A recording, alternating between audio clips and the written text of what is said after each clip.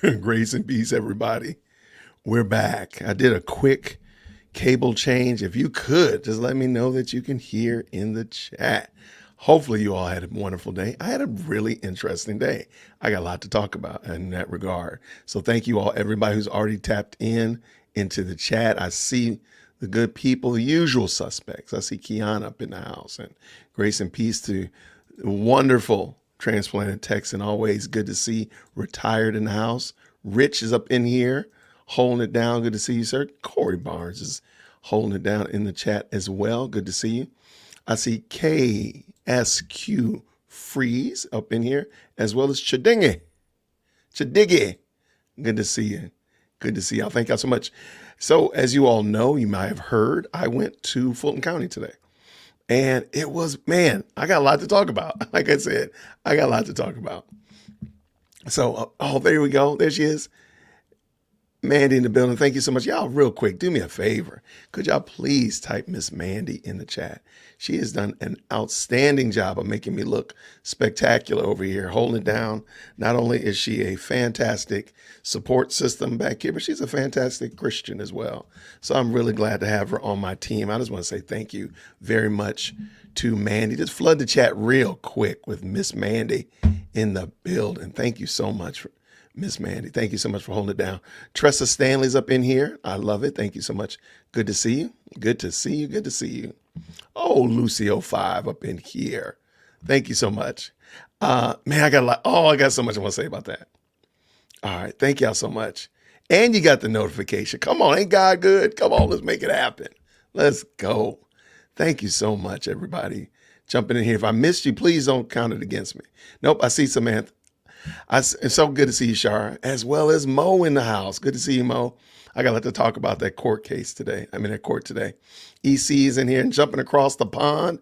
We got Big Bot up in here. Good to see you. Good to see you. Hey, Steve, thank you so much for loving the channel. We appreciate you being a part of this great journey we're doing. Turbo Tube is up in here. Turbo Telly, please forgive me.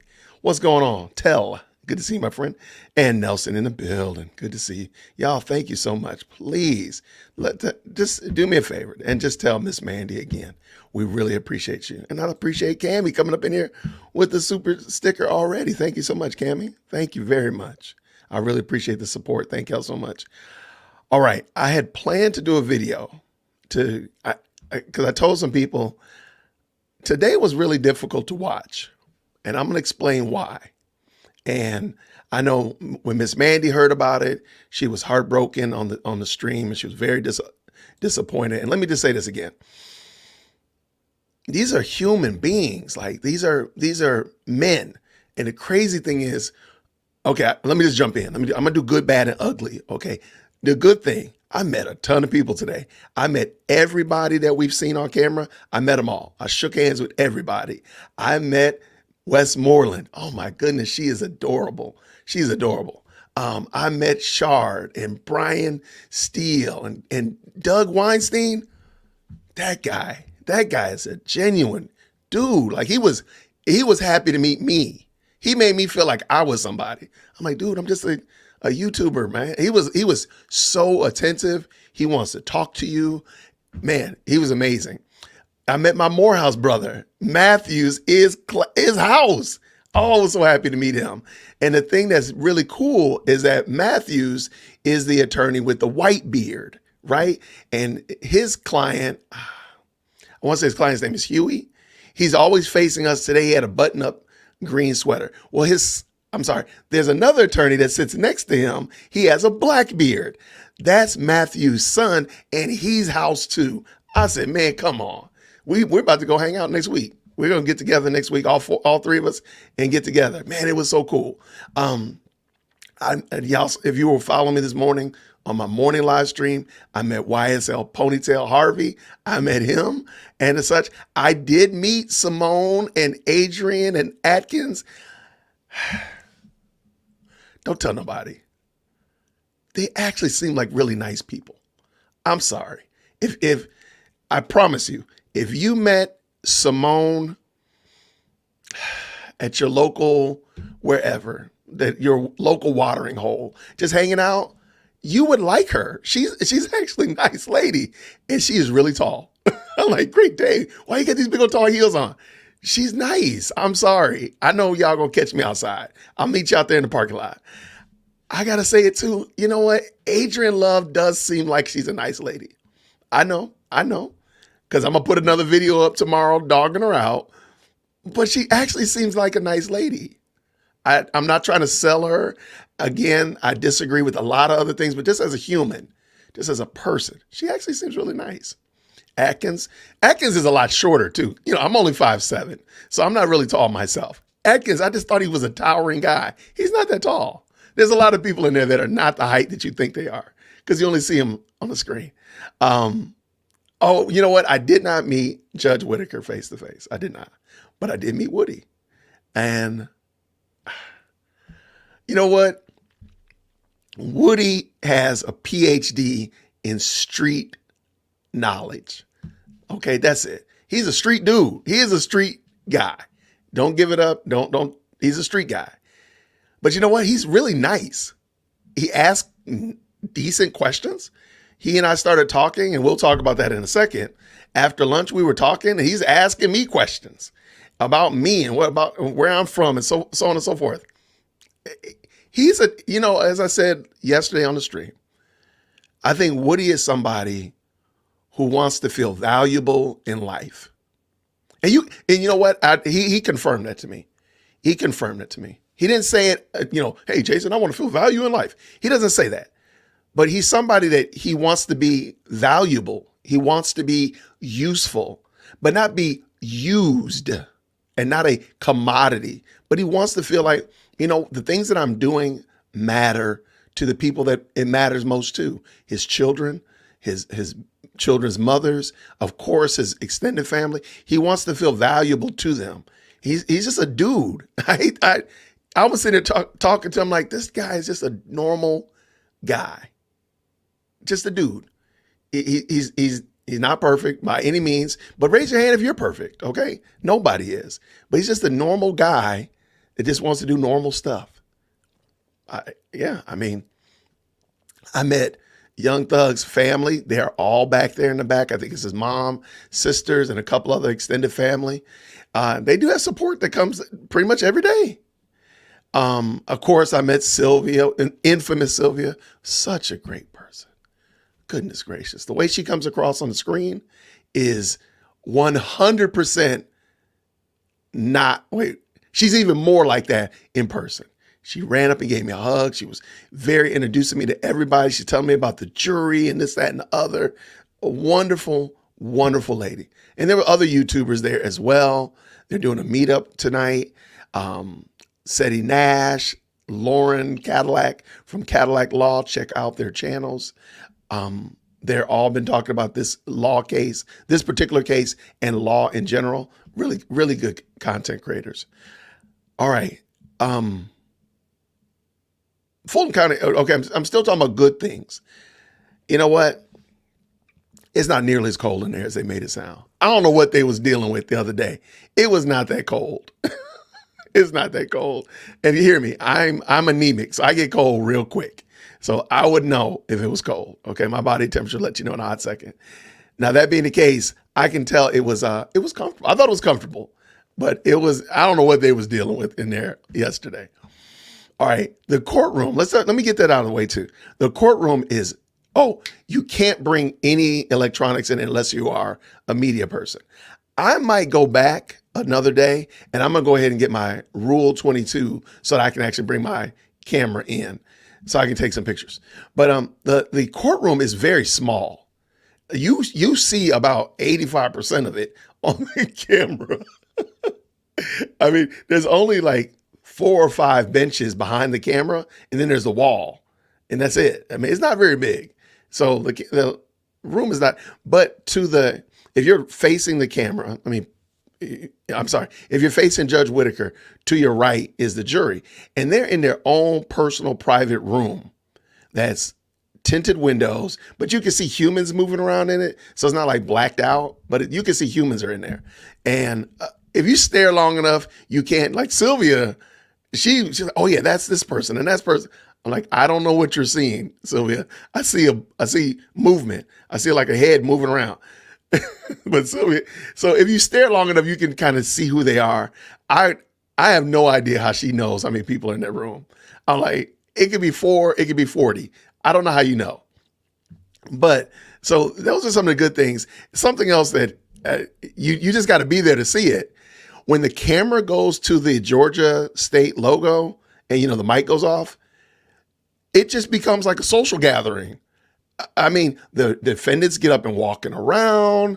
The lawyers are just kind of talking. It is totally different than when the camera comes on. It is so weird. Like, y'all just straight chilling. Like, is that what y'all doing? Now, the defendants still stay on their side of the courtroom, but there's like I guess like I want to say where the restrooms are that they can go into, which is right behind Matthews. They can go, and of course everybody's moving around. There's lots of talking. It just, you would not know that there was a RICO case going on or whatever like that. It's very social. That being the case, they also corral out in the hallway. This place is not very big. So when somebody, I know you heard people talking about lawyers leaving out crying. Yeah, because it's not very far for you to go. Once you walk out there, once you walk out that door, you're in the lobby, and bang, you're right there. You don't have anywhere else to go. So I can see why people were saying, oh yeah, this attorney went out there and was crying. I totally believe it. And the other thing is, those carts are there. Those carts are there. So Simone and Atkin came in with one early, and then Adrian Love came in with another one. They are there. I don't know why that one day we saw them and it just seemed so weird that we saw these carts, but they were there. Somebody asked, and real quick, Brian Steele's wife I think she was exposed to COVID. I don't think she has it. So he was in an attempt to be cautious. That's why Brian Steele is wearing a mask, and that's why Young Thug are wearing masks, because they don't want to, if anybody caught anything, because they want to be able to keep working, which is ultimately what they're trying to get to. So those are the good. Let's go to some bad. 3 attorneys told me that this case is going to go to February 2025. They said it, and they were like, oh yeah, this is going to February. Yeah, like today's Tuesday, the case is going to February. Like there was no shadow of turning. There was no like hoping and a wishing. There was nothing. It's like, oh yeah, this is going to February. So this case is going to go all the way to the end. Now, that also being the case, oh my gosh, let me jump in here. Yes, I met Miss Westmoreland. She is adorable. I like her so much. She went to UGA, and we were talking about law school because President Firstborn wants to go to law school. And I talked to her about law school. She gave me some good advice. I'm going to try to see if I can connect her and my daughter together. Because again, she looks like, from a distance, she doesn't look like a whole grown woman. She's a whole grown woman. But I think my daughter would love her. So yes, I did meet little sis, and she's a very nice woman. Everybody, again, like I said, don't tell nobody. Everybody I met, they're really nice. They were nobody. And again, I didn't go around fanboying, because I do want to talk about the bad. I didn't run around fanboying and stuff like that. Okay, so let me talk about this as well. First thing, this case is going to February. Second thing that's bad, if you will, Jason is not good at, I don't feel comfortable running around with my camera talking to people that I don't know and putting them on the spot. I feel weird doing that. So though I met Woody, and I was like, oh, I don't want to do that to him. So I didn't do that. I didn't do that to Doug Weinstein, and Doug would have been perfectly fine with it, I'm sure. They all would have been good. Shard and all of them. I just don't feel comfortable doing that. I just met you. Hey, I just met you. Can I take a picture? I'm a fan. I don't know. I just feel weird. So it's a Jasonism. I just didn't feel good doing it, and so I didn't do it. That being the case, however, next time I do, I will. I'm going to get my Rule 22, and then I'm going to be running around there taking pictures of everything, but or in everybody's face. But so that was one thing. Another bad, if you will, the courtroom. They have like rules in place for the courtroom. It's not the judge. It's literally the deputies that run the courtroom. Good, bad, or indifferent. They don't let. They're not willing to move on certain things. Like there were a lot of Young Thug's family there, and there were 3 or 4 people from the public there. And they make you sit on these 2 benches. I'm sorry, they make you sit on 1 bench, but they only let 1 family member sit on the bench for family. It's really strange. And they keep a bench for victims' families. So that bench is totally open. And it just didn't seem to me, I was like, and Young Thug's mother is in a wheelchair. And it just seemed like you could be a little bit more conciliatory. This woman's probably been here a year. I mean, she's been here quite a bit. Can you just be a little bit more conciliatory? I even asked the deputy and she was not having it. So I just made sure I took up as little real estate as possible on the little bench. So more people, if necessary, had to sit back there. We wouldn't be all squashed together, all uncomfortable. It just seemed like you could be a little bit more giving because you got room. There's a lot of room. And we're not even talking about the benches that are behind the state. All those benches right there, those are all saved for attorneys. So if there's no attorneys coming in, those benches just wide open. Now, I'm not saying that you need to move people over there, but it seems like you could probably do some finagling, like cut down some of those benches and let some of that family sit back there on one side, because it's the deputies that seem to run the ship. And so those are the bad. And then let's just talk about the ugly. And then I'll answer any questions. If you just put question in the chat, I'll make sure I answer your question. I guess the only thing I can say that is truly ugly, in my opinion, is what happened with Woody and Jonathan Melnick. I don't know, because I don't know where you want to put this, in bad maybe. You have to put your phone in these little cases. The deputies are on point. They are on their game, right? So you have to put your phone in this case. It has like a magnet lock, and they give you the case back, but you can't get to your phone. So your phone is completely locked away. You have to go back outside and they put on this special device to unlock the magnet, and then you can get your phone out. So needless to say, there's radio silence in there. Now, I bring that up because I don't know when the news broke or when it happened that Jonathan Melnick was suspended. So I didn't know about it until Sylvia, during one of the breaks, Sylvia told me. So that first break, matter of fact, the very first break, I don't know what time it was because I don't wear a watch, because I use my phone as my watch. Okay, got you. That very first break, Sylvia, we were talking and yucking it up. That's when she started telling me about the jurors. And she said, you heard about Melnick? And I was like, yeah, sure.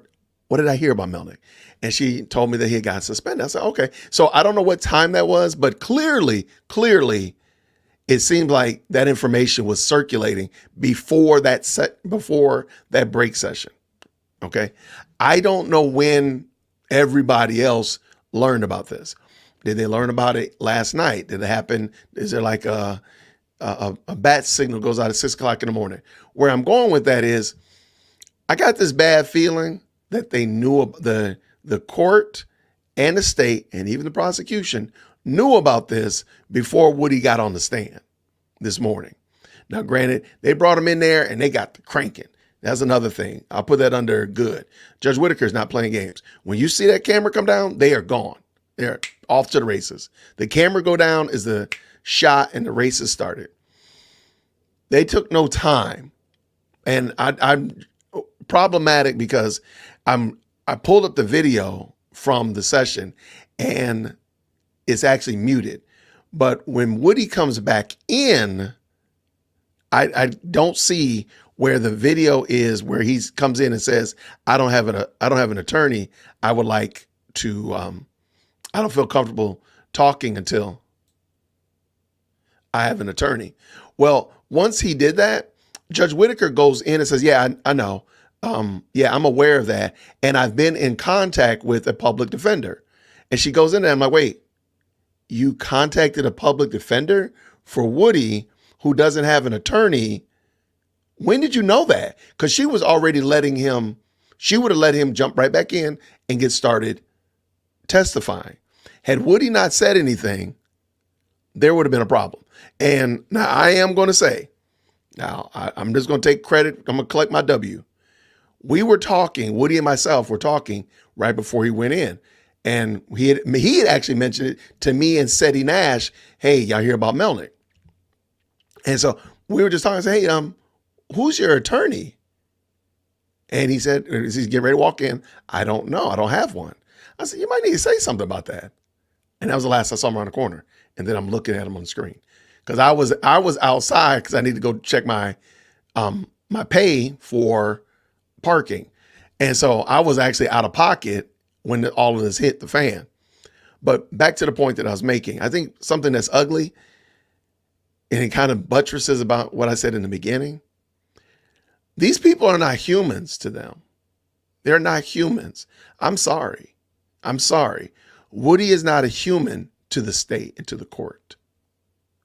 I'm sorry. Those other gentlemen, they just look like dudes, man. They look like dudes. First of all, Young Thug is actually really tall too. If somebody said that before, he is kind of tall, but they're just dudes. They're just guys. And you look at him like, man, you probably could have went left, or you probably could have went right. You went this way, and now we're here.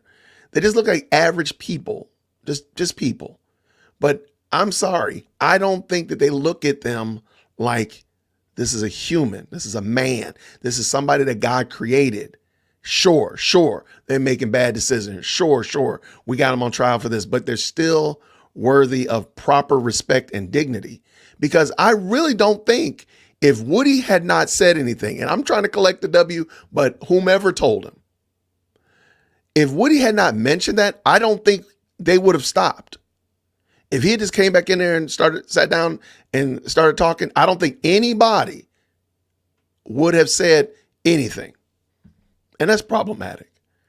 We already have a propensity and a history with him that it would probably be to the best to just always make sure that Mr. Copeland has an attorney in the building, down there in the cafeteria, somewhere that we can call or text, or in the gallery that we can call or text and say, get up in here real quick, you guys about to talk. I know, sure, that could be a catch-22 and that, you should have had an attorney. And okay, you could do that. But why? Why would you do that? And it just seemed like they would gladly take advantage of and again, a weak situation. Because again, Woody is a street dude. He is a street dude. He is for the streets. Okay? He's for the streets. But he seemed like a good guy. But he explained to me like he doesn't understand a lot of the stuff that Simone Hilton is saying. I'll be honest with you. I don't understand a lot of stuff Simone Hilton is saying because she said it 19 times. And I'm like, the young lady sitting next to me, I'll put this under bad as well. She was like, why? She kept ripping me, why in the blankety blank? Because she's still asking this blankety blank question. And so I tried not to be disrespectful because I don't need Judge Whitaker calling me out. But I tried to explain as best I could. But the funny thing is, I noted to her, I said, see, she's going to start jumping around. She's going to jump from the studio. I bet she's going to bring up that green store. She's going to be talking about the car getting shot. She's going to just kind of jump around. And just like as if I was a prophet.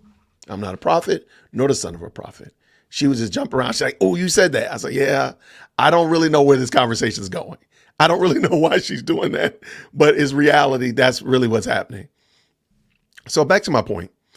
I don't think, in my assessment, watching this today, these men are not human to them. They are pawns. They are chess pieces. They are tokens. They're something, a commodity that they can trade and move around. Because I'm thoroughly convinced if the state cared, and again, Woody is a street dude. He is a street guy. He has a PhD in streetnology. Okay. He is not. He is, I'll be frank, about 65% of the stuff that Simone be saying go right over that boy head. Okay. Not because he's a bad person.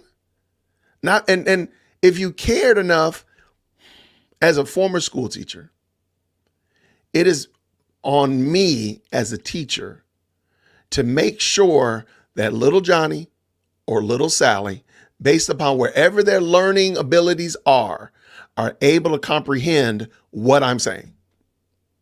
So if I'm using these big, giant $8 words and little Johnny or little Sally only got 15 cents, then I need to chop them things off $7.85 sale and get it to them in an understanding that they have. If Simone Hilton cared, I'm not trying to be ugly. If these people cared about Woody, they would not do this stuff to him. Not like that. Not like that. There's nothing that requires her to use the big old words that she, look, I got 2 college degrees and I'm sitting there like, what the heck are you talking about? What are you talking about? Well, mine is because she's jumping around. Look, I got ADHD like the best of us, okay? And even I can't figure out what you do. You on Peter Cottontail's trail. I'm like, girl, where are you? What are you doing? But so that's my issue with it. I understand what she's saying linguistically. I can understand what she's saying. But let's just be 100% with you. Do you think Woody can understand that? No, he don't get it. And why do you not care enough to give this man, give it to him in the way that he can understand it? Now, I don't expect you to come here ebonicsing it up, but on the same note, though. Now, I don't think they care. So that would be one of my bads. I'm sorry, my uglies, is that I don't think they really care. They would have took advantage. I'm sorry. I believe they knew. Well, let me say this. After lunch, they knew that Melnick was suspended. So they knew that Woody didn't have an attorney when they called Woody in, and they didn't say anything. That's enough. That's enough. Judge Whitaker, she knew, because when Woody says it, she says, oh yeah, I called the public defender and this, that, and the third and blah, blah, blah. Why didn't you say that to him? Simone and them, they didn't blink an eye. They knew it.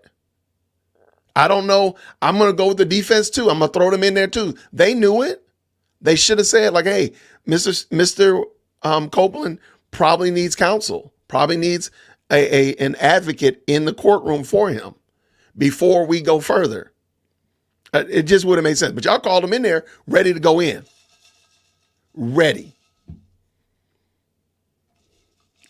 Un momento, por favor.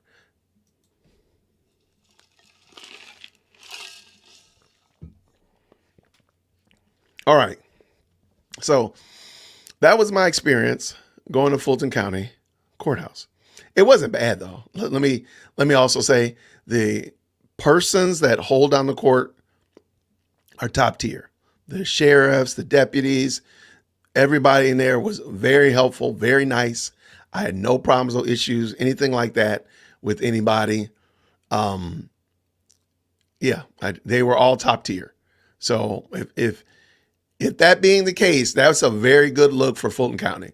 Sad to say, the court case probably evaporated all the goodwill that you just generated. But I digress. But it was a really, it was good. It was a good experience. I have no problem with it. I'm very glad that I was able to meet a lot of the people. I mean, they're just human dudes. They're just dudes. From the way they talk about them, my client, they all seem very favorable, and they're very, the defense. Now, I didn't see the defense, yucking it up with the prosecution. I didn't see that. But I did see the defense. They get together and they get around each other pretty well. And they seem to have a lot of good camaraderie, a lot of good workmanship, so on and so forth. There's a little cafeteria on the first floor that I went to. If you follow the stream, I was eating lunch there with Seti Nash and Woody and a couple other people that were there. Only one of them came in there for lunch, and I think it was Shard was the only one that came in for lunch. And he didn't stay in there to eat, but he got his lunch and left out. But that's it. And I don't know. I don't think, for whatever reason, the jurors from the YSL trial, because all the other jurors are coming in to eat lunch in this little small cafeteria area. So either they bring their lunch, they buy something from the stand or whatever like that.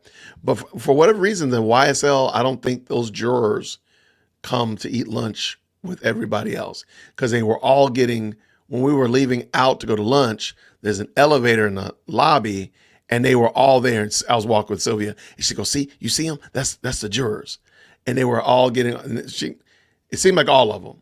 Because when I was talking to her in the cafeteria, she didn't say like, "Oh, there's a straggler juror right there." So I'm assuming that all of them were going, they eat somewhere different. But that's just an observation. Hey, Cassie, thank you so much for the very kind super chat. What she says, thank you for being there today. You know what? It was cool. I have to say, this is my first time ever going to court.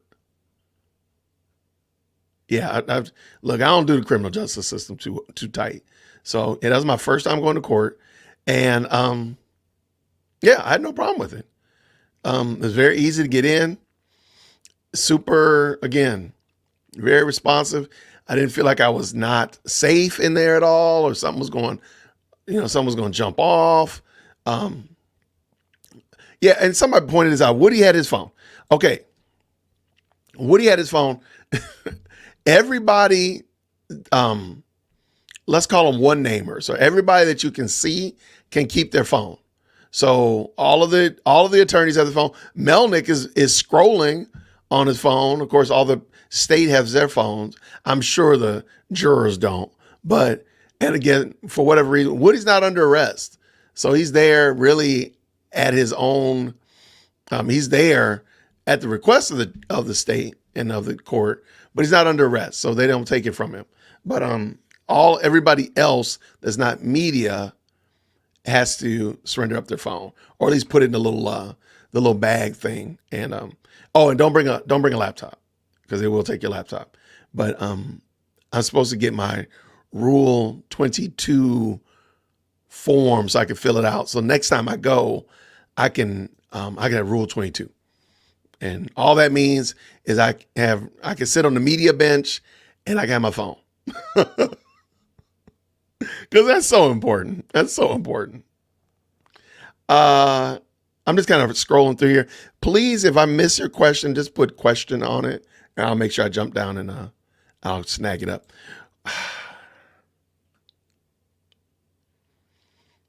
Who's my favorite? There's a lot of people. I met a lot of people, a lot of them. I really like Matthews because we went to the same alma mater. I think Doug Weinstein, that guy probably roll out the red carpet. If you come to his house, he probably kills a fatty calf and has cold ones ready for you. He probably meets you with some slippers at your car. He just seems super friendly. I'm like, yo, he just seemed like really, really friendly. I will say Brian Steele was a little standoffish, and I think it's just because he didn't know if he needed to isolate or whatever like that. So he just did a little elbow bump. Shard is really nice. I can't say anybody was my favorite. You know what? I'm going to say I like Miss Westmoreland. There you go. Miss Westmoreland was my favorite Miss Westmoreland. Absolutely. They were again, everybody was nice. And again, I know this sounds bad. I think Simone and Adrian come across really, and again, this is with like 5 minutes of interaction. Okay. I'm not giving them a pass on anything. I just think they're probably nicer than we think. And just, they might come across, because Adrian has a really nice smile. She really does. I'm like, okay, I see you. She has a really nice smile. I got you. So that's just me. My name is Jason, dearwokesy@gmail.com. No, I don't think that, I'm sorry. I will say this, backtrack. I don't think that they see those people as humans. Oh, and I will say this also. I think Judge Whitaker be blinking a little bit. She be blinking, because that thing gets boring. I'm sorry. It gets boring. I have no idea how she can stay alert during that. I saw her blinking, because I can see her perfect. So you might not have been able to see her perfectly because the monitor might have moved in the way, or maybe she sat back a little bit. When she sits forward, you can definitely see her. But when she sits back some, I don't know if the monitor obscures her, but I can see her no matter what. And she was blinking, boy. She was blinking. Just getting a little cozy up in there. She was getting a little cozy. But I mean, everybody. I think everybody in there is probably much nicer. And you also have to keep in mind, like for example, if I met some of these people on the street walking, because they all walk through the same door, the public open door. They don't park in a special garage or anything that I saw. I mean, literally, Harvey I saw him walking right in. So back to where I was going with that. If I walked up to them on the street, I think they might be a little bit more standoffish. But because they were inside and they already kind of let their hair down, so to speak, they were kind of relaxed in their space. They know what they're going to do today. But, some random guy walks up to you on the street, that could be a problem. So, but even when I met Harvey on the street, he wasn't the worst kind of person. He was nice. I think he actually put his hand on my shoulder afterwards and said, thank you. Afterwards, we just talked for a quick second. But yeah, super nice people. Yeah, there's a soul there. I mean, these are people. And it was kind of sad when I think about it, like, man, this dude, I was literally talking to this guy, like just talking to him before he put his hand on the door and walked in there. And y'all was Shanghaiing this dude the whole time? You just Shanghaiing him. And keep in mind, because, I know like Phil Holloway is going to be doing a live stream about this, and I hopefully will point you all to check out his content. He's talking about what does it mean for an attorney to be suspended? Well, they're not supposed to communicate with their clients. So let's say Melnick was suspended this morning at 12 a.m. He cannot communicate with anybody until 6 months from now, or any of his clients. So how is he supposed to tell Woody that he didn't have an attorney? How is that supposed to work? And I don't know if he's able to communicate with another attorney to have them go help Woody out. I wasn't clear on that. So they knew this was a ship without a rudder, and y'all was still willing to just push into the reef. It seemed crazy to me. So I don't think they have his best interest at heart. I'm sorry.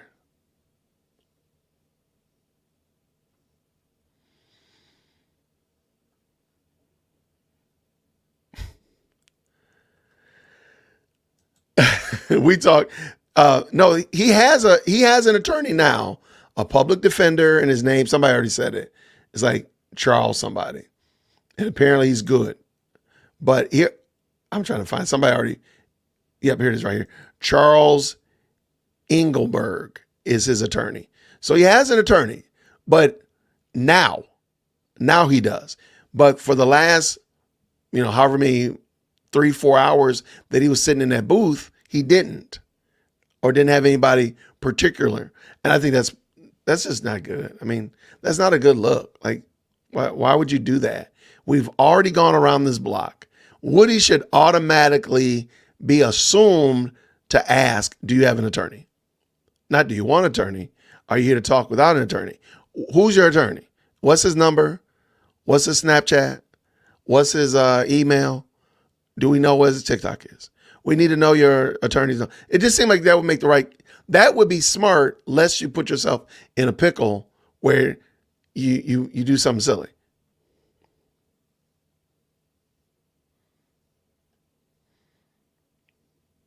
All right, let's see. I don't know what they're going to do, Fendi, because after the aftermath of Woody saying, I don't feel comfortable without an attorney, they went right back to, we're not done 101. They started talking about, they weren't talking about a transcript. They were talking about something else totally different. And I'm like, yeah, the state just don't want this case to move any forward. The state doesn't want this case to be done correctly.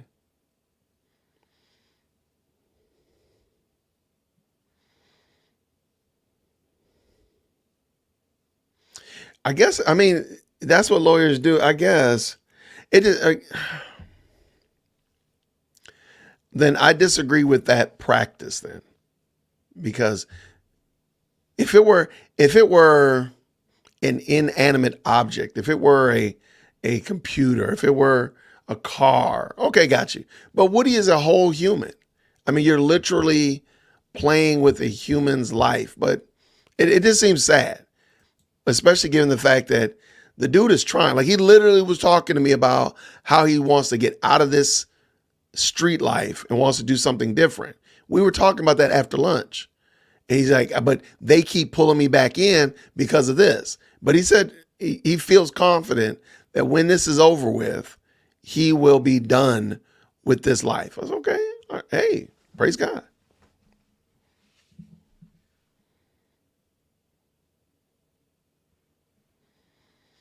All right. Lots of good conversation going on. Yeah, I don't know when Whitaker knew, but she definitely knew when Woody came in after lunch. She knew it. She should have said something. She did not say anything. That she had no intention, factual life. There was zero intention of doing the right thing. And this is without a question. Hilton needs to differentiate her question style to meet the witness where they are at. That too, but also the constant stream of, is it true? Did you do? Is it true? Did you do? Questions are just, they're asinine. And I can see why Woody gets upset and frustrated about them, because they don't make any sense to keep asking the same question. And I don't know if they're meant to antagonize. I don't know if they're meant to get under your skin and kind of get you riled up. I don't know. It just seemed like you could, if you wanted results, you could do a different approach. That's just what I'm thinking. I appreciate it, Pamela. Thank you so much. Yeah, Woody, like, apparently, um, whoever it is they're gonna try to get Woody back tomorrow. I have no idea. That is the craziest thing I've heard in my life. But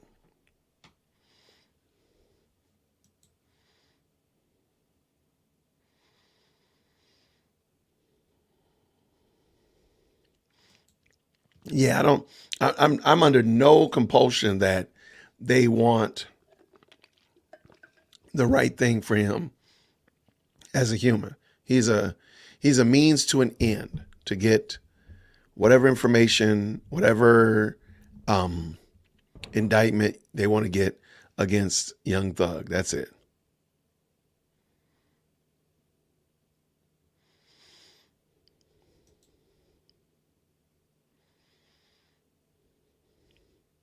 All right, let's see. No, I appreciate these questions and comments. Thank you very much for all of them. I'm just trying to scan through. If I miss one, please put your question in the chat. I will definitely answer it.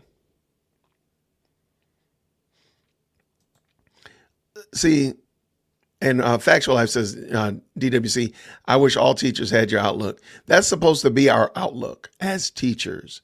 Our goal is to be able to communicate whatever the most highbrow concept to the most elementary learner possible. Now, there's some things we still stumble and fumble at. I'm not perfect at it. But even when I got into this law tube stuff and talking about this, I just wanted to make it a little bit clearer because I was trying to understand it. That being the case, I think I just don't get that. And that's just, again, like I said, it's ugly because I don't know who is to blame or who I can point the finger at. But I do think there's a lot of people there that were in courtroom 1C today that need to reevaluate how they treat people that they see maybe as less educated, maybe not as affluent. It's just, it wasn't a good look.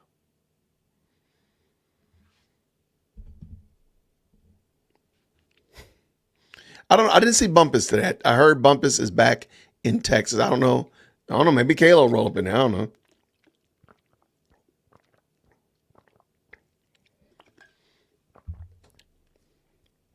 Now, Y'all calling her Hotel Hilton. Y'all wild. Wanted the statement on record. I got it. And I think today, Woody did a much better job of pretty much every 3 or every 4 answers. He would say something like, I'm lying on the video. On the video, when I spoke to the investigator, I was lying. When so-and-so asked me, I lied to him. And so now, in my opinion, the jury, they are going to hate those interrogation videos. They're going to hate them because they're going to already know Woody is put in their minds that he lied.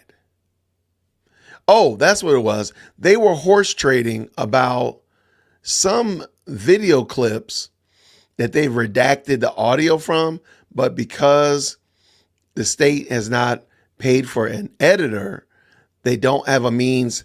They don't know how to cut the edit out. Edit the video.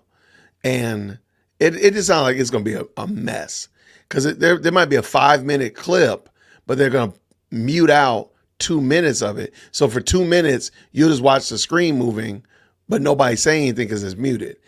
It sounds like it's going to be crazy. I'm like, y'all really? Like, why don't you just hire somebody to edit your videos? That's all you got to do. But okay.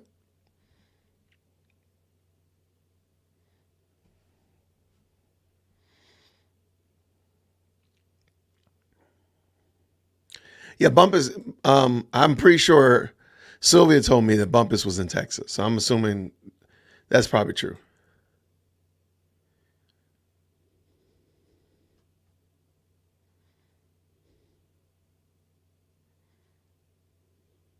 I don't know about this mistrial. I'm sorry. That woman is dead set. Yeah, come hook or come crook, you're going to get across this finish line. Like I'm sorry. It's going to take a major undertaking. If you watch the end of the court today, she chastises the state again for not being prepared. At what point is she going to get mad enough and say, y'all just playing games? When is she going to do that? I don't know. I have no idea. So I'm giving up on mistrial because there's no reason to. To me, this is a very minuscule thing compared to the very huge, very large things that have happened before that she just kind of giggled past. So yeah, I don't think anything is going to make her declare mistrial.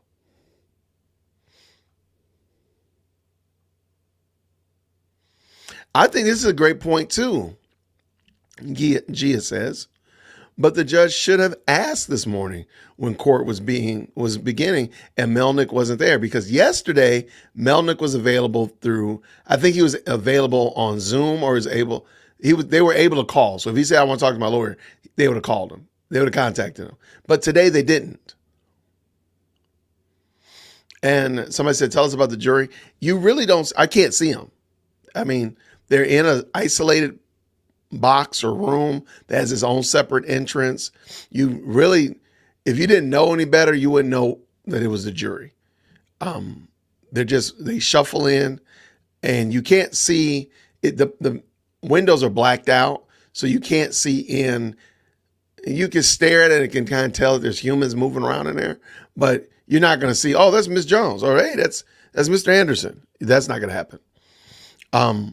So as far as I know, everybody was there. They said all jurors were there today. So I don't know how. Judge Whitaker must see something different, simply because when she's addressing the jury, like yesterday, she asked them all to nod their heads. So she must be able to see from a different angle, or maybe the window or the obscure is different to her on her side. Great question, though.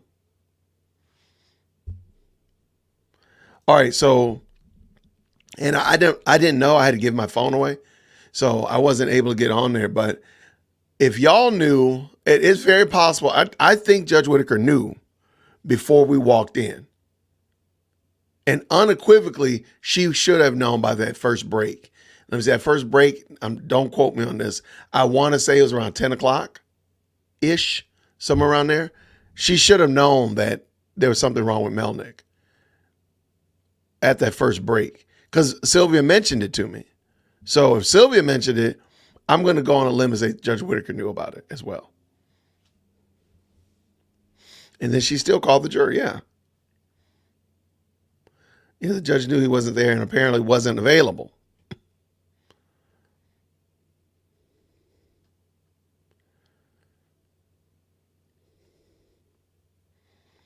I think this is a fair assessment.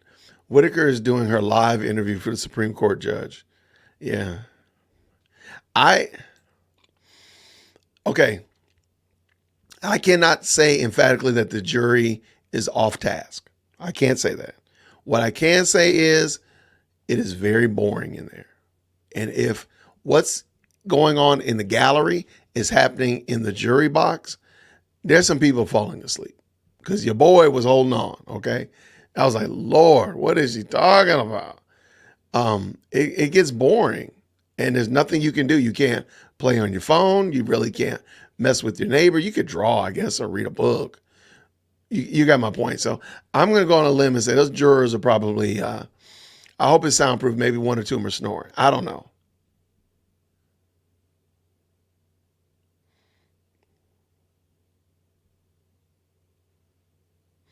I think she knew even before then because Sylvia told me at the break.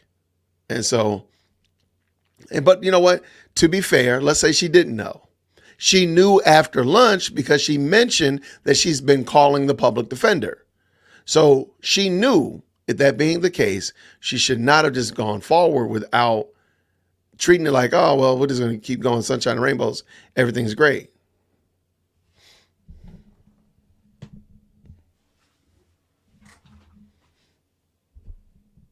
Now, this is something I don't know, Ms. Fendi. Says Woody needs to wait till all the jurors come in and say how this is what he explained to the state use people, and this is exactly what happened today. I don't remember if the jury was in when Woody came in and said, I don't have a lawyer. I don't feel comfortable. I don't remember. I don't think that they were in because like even this morning, court started, she told the jury to be there at 9:00, but she told the attorneys to be there at 8:45 to see if they had any problems or any surprises before the jury came in. So she's starting to peep the game. So I think, I could be wrong and I don't remember. I think she had Woody come in first and then the jury was going to come in after that. But I don't know if she ever did. So I don't remember that part. Well, thank you, Amethyst Angel, for being a member for 3 months. What'd she say? Defense will fight the fact that he wasn't represented and have judge redact his entire testimony. I hate to say it, that's probably what's going to happen. That's probably, so literally all of yesterday and the beginning part of today will probably all end up being kicked out. And please understand, Simone Hilton intended for him to be on the stand till Friday. She said that this morning. And Judge Whitaker was like, what in the actual world are you talking about? And I said, well, that's on you, Judge Whitaker. You did that.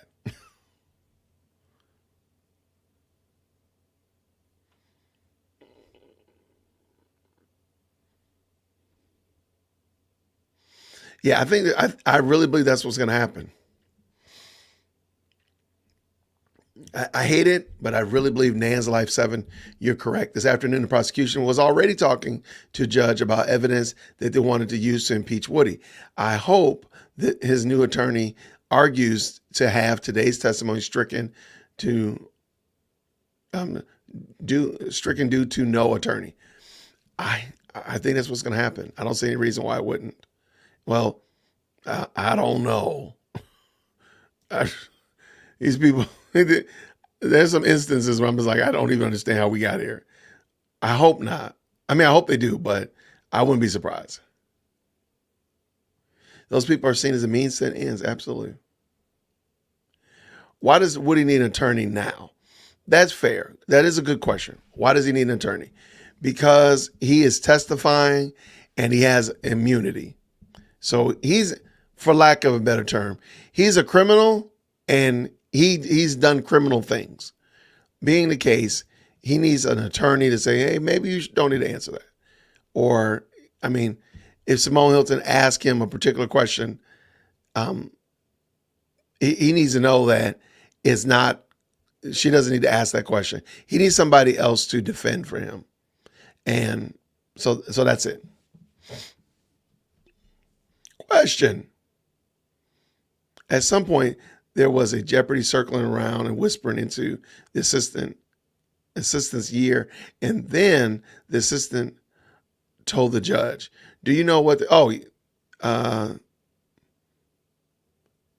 yeah, that was when it might have been one of those instances when the deputy found out. I don't know if they told you, but one of the jurors had a nosebleed, and that was the one that they had a break and then it ended up going to lunch. Okay. So that right then, and I saw it, the deputy came out, a deputy came out of the booth, told the deputy that's watching over Woody, he circled around and told the lady that's not the court reporter. And then the court reporter ended up telling Judge Whitaker, and Judge Whitaker said, we're going to take a 10-minute break because somebody got a nosebleed in the jury box. So that was it. Now, I don't think there was another one. And if I'm not mistaken, that was probably like 11 till around 11:30ish, because it literally turned into the lunch break. But I could be wrong. What's my thoughts on the jury? I didn't meet him. I didn't talk to him. I don't see him. I just don't envy him either. Like that is not a job that I would want. By any means. I would have found a way to get out of that. If I had been gone for 6-8 weeks, I would have tried to find a way to get myself up out of this thing. I don't know what I'm going to do. Maybe I got a nosebleed. I'm going to punch myself in the nose. I got a nosebleed. I got to go home. Yeah. So, and this might be true. So if you have an immunity deal, and apparently he had an immunity deal, you need an attorney present. Okay, there we go.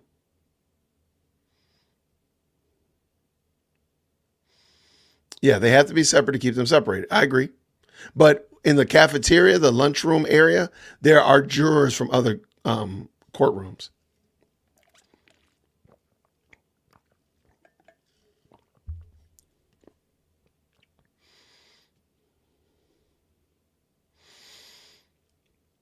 Okay, looking through here real quick.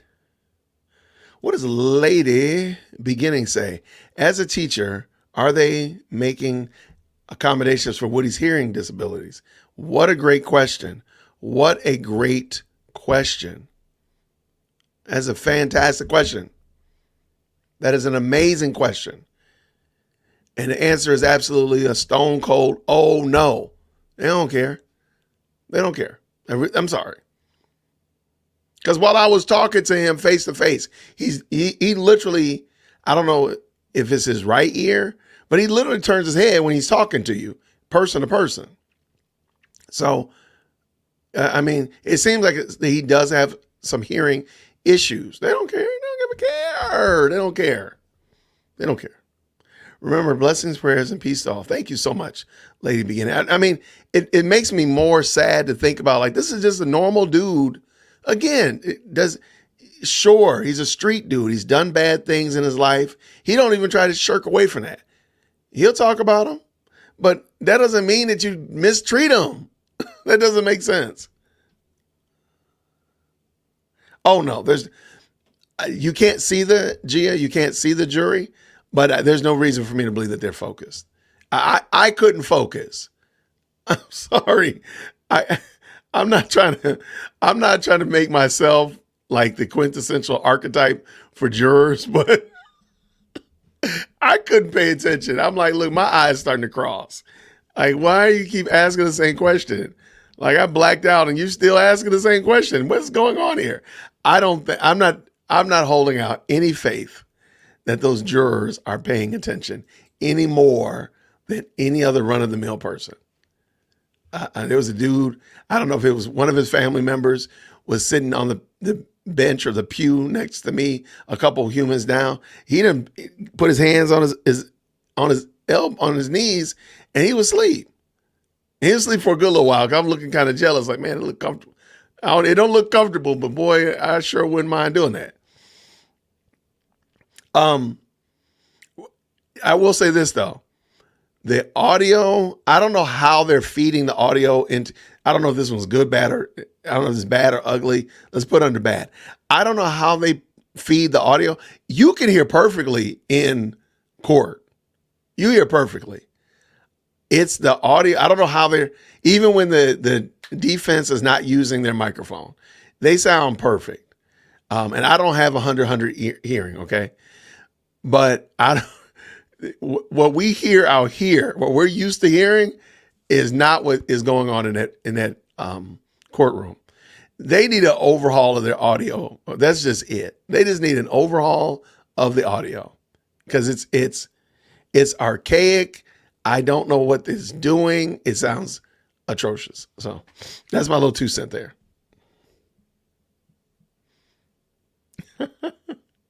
Okay, I'm gonna get autographs next time, and I'll sell them to get my daughter through school. I love it. Now, I'm taking Sylvia's word for it. Sylvia told me, and let's just say there's 18 jurors, there's 6 alternates, and the 12 base jurors. She said that there was like 5 or 6. Now, I don't know if that's like 6 main jurors plus a couple of alternates, whatever. And again, the way that let me just, man, I really wish you could see it. I'm like, I really wish the cameraman would just focus over. I'm trying to scrub through. I can't find something that give you a good, I guess this could probably be, okay, that's, okay. Maybe this will show it. Darn it. It closed down. Okay. Let me share the screen. See if I can share this with y'all and show you what I saw. All right. Now, I will say this also. Hold on. Why is it doing? Come on. Okay. Stop right there, Jason. Okay. For whatever reason, it's not letting me. Hold on. All right. It's not doing it. Okay. Some reason or another, it won't let me show you. And I didn't have the video ready. So whenever you're looking at Woody, whenever you're looking at Woody, to Woody's right is the jury box. So it's just out of the purview of the camera. The camera is just slightly forward and facing the judge and everybody this way. So it's deliberately and intentionally keeping the jury out of sight, which is perfectly fine. I think that's the right thing to do, so on and so forth. Now, and the reason I wanted to bring that up, I wanted you all to see, there's those TV monitors. Those TV monitors give you a view of everybody. So you can see all of the defense in one queue. You can see all of the state in the other one. You can see a different angle of the defendant and then one of the whole courtroom. I mean, witness and then one of the whole courtroom. It's really cool. So I don't know how many jurors, what their ethnic breakdown is. Again, if I go back another day, which I would love to go, well, I don't know if they're going to be here Thursday. Oh, we'll see. I was like, maybe I'll go again on Thursday, just go to lunch or something. If I do, I'll try to see if I can maybe get a little bit more insight, but I got to make sure I get my Rule 22. A YSL, a DWC YSL field trip to court. I mean, it wouldn't be bad. It wouldn't be bad. I mean, it's a lot easier than I thought it would be to do that.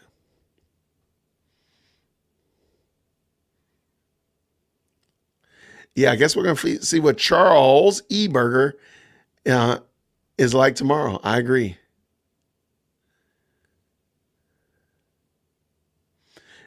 You know what?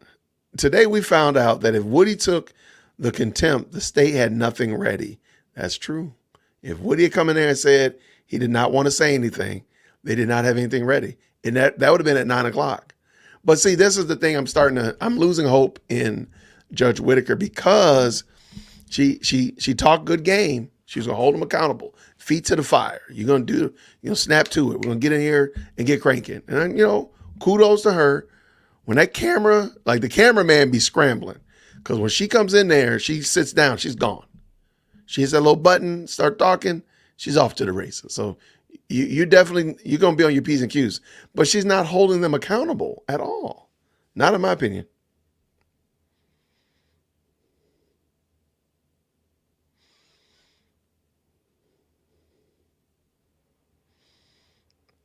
I did say that there was one lady from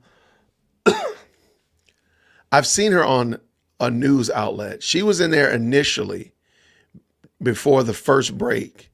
I mean, she might be Atlanta News First. That might be where I've seen her. Um, just your normal anchor lady, nothing distinct about her. And she came in and sat next to Sylvia. She has the Rule 22, so she had her laptop. She was working. She might have been in for the first before we went to lunch actually, and she sat in there, and then she was gone. She probably was reporting on the early session or something like that.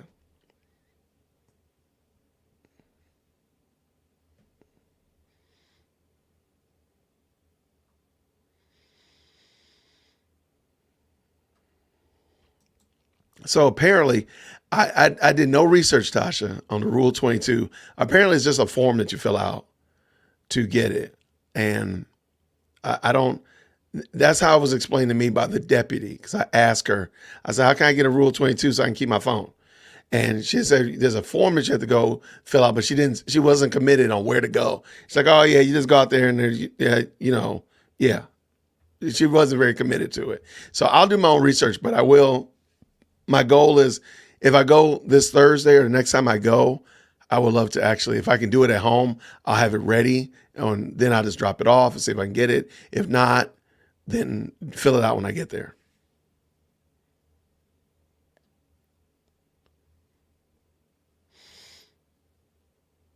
Yeah, I'm sorry. There's no reason for me to believe that the prosecutors are effective. I'm sorry. So they're ineffective. There's no reason for me to believe otherwise. This is a good question. I did not see what they ate. They do take them out a different way to lunch, so they don't eat with everybody else. So the attorneys can rather, but the defendants, they're probably given back into the control of the deputies. Maybe they go to like a private cafeteria or whatever like that. I heard they eat sack lunches, prepared sack lunches, but I don't know emphatically that. I don't think they're eating, uh, a, a 4-course meal or anything like that.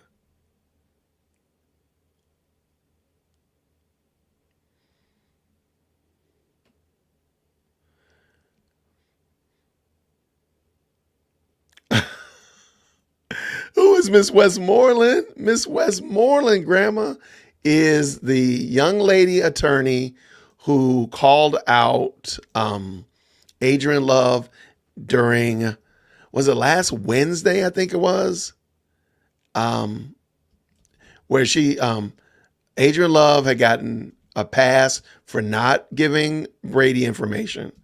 And Judge Whitaker said, okay, no problem. Everything's good. Sunshine rainbows. And then Miss Westmoreland got up and said, Judge, I actually did a video on that.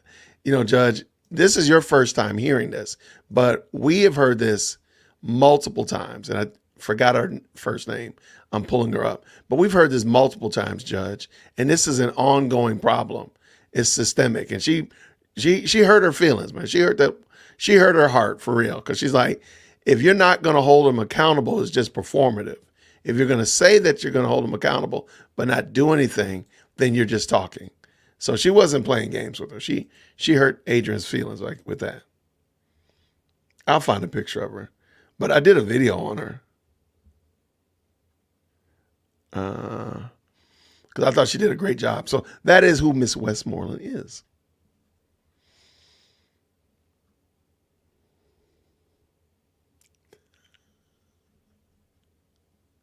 Okay, y'all are not gonna let me. Okay, that's fine.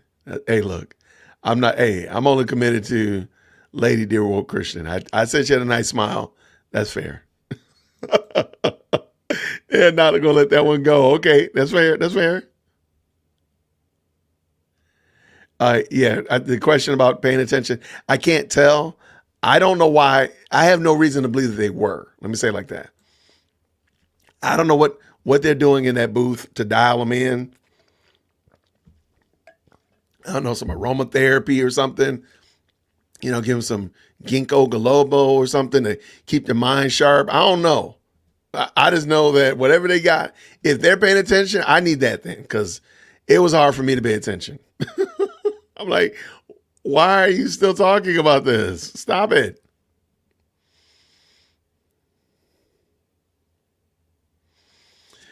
Allie, Jason, Dear World Christian, I don't know that emphatically. I have heard this many, many different ways. It definitely is something I think it's probably a nothing burger. However, I do think that respectfully, it probably should be investigated. I've heard it a lot of times from a lot of people that make better sense than me. So I'm not going to say that it's totally a nothing burger. I'm just saying I wouldn't be surprised, but I do think it should be investigated.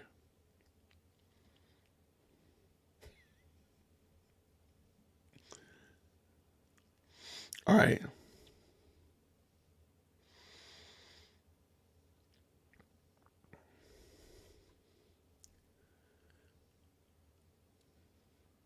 Yeah, I'm sorry. I just don't get that. I just don't think if the state treated their own children like they treat Woody, then that'd be a different game. I don't think that the state treats their own children like that. I don't think the prosecution or the court or the defense would treat their own children like they treat Woody. They wouldn't treat, I don't think they would treat their neighbors that live next door to them like they treat Woody. And to me, I think that's bad. Like, just treat him like a human. He needs an attorney because he doesn't understand this stuff. It's just that. Not saying that he's not intellectually smart, but he is a hood PhD, okay, in street knowledge, okay. That being the case, most of the stuff that Simone be saying to him goes right over his head.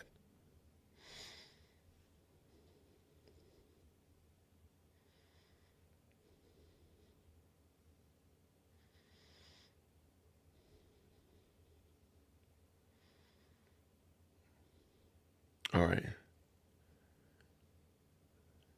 The new attorney might, I don't know. Hopefully, I I'm not getting the vibe that he's gonna be there tomorrow, but that's just me. Because I could see him saying, you know what, let me take a day or two to look into this. So they already weren't gonna be there on Friday. So if I'm not mistaken, but or maybe they were. Maybe they weren't gonna be there Friday, but they're not gonna be there next week. So this is I don't see the prosecution trying to get maybe if they lost money that they could use toward the prosecution, maybe that would speed them up. Maybe like on day one, you have more money than you have on day 100. And so you have less money to work with. So it encourages you to get done faster. I don't know, but it doesn't seem like they have any motivation to move this trial along and get it to a conclusion, AKA the jury's decision. A jury's decision. I don't think they have any motivation to that.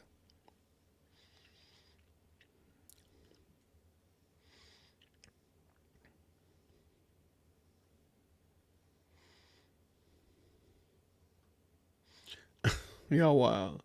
Y'all said, can Woody pronounce Engelberger? I'm going to go on a limb and say that Jason can barely pronounce Engelberger, so therein is the problem. They had a worksheet that they have no, as most of you have noticed, a lot of this trial is hearsay. A lot of it, okay? They don't have a lot of evidence. There wasn't any evidence in there to see. Maybe they do have it, and maybe they brought it out earlier, or maybe they're bringing it out later.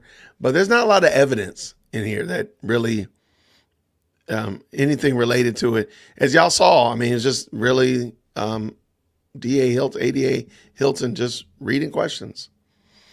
Now, point in case, when Woody said something about, I want to say it was that song. He didn't like Thug using his name in a song. ADA Hilton took that and went and kind of built off of that. What I mean by that was it wasn't one of her questions.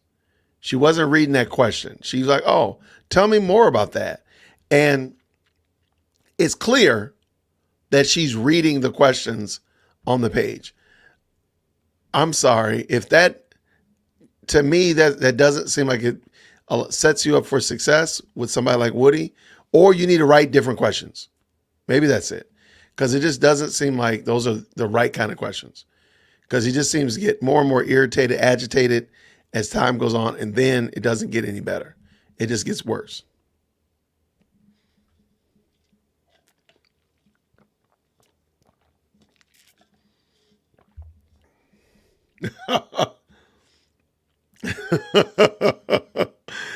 We watch YouTube says, we need YouTube approve Engelberger before we trust him with our boy. I agree. We gotta do some. I'm sure y'all probably already know everything about him. I'm gonna scroll down here and y'all got all his deets down here somewhere. I'm sure y'all are some sleuths, man. I mean, and this is a good point though. He is a public defender. I wouldn't accept any lawyer the judge found no way have Woody doing everything to help the state. I mean, there's no lie detected there. I don't know how much attorneys cost. I just don't get that they're cheap. So I don't know what's the best thing to do. So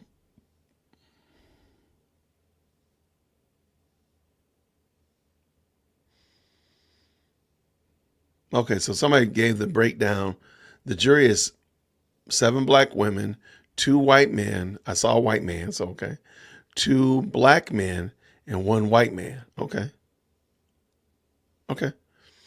I mean, as you're looking through the glass, you can kind of make out people. So, okay, that sounds like a reasonable breakdown. Okay. No Hispanics, though. Okay. All right, Atlanta, I see you.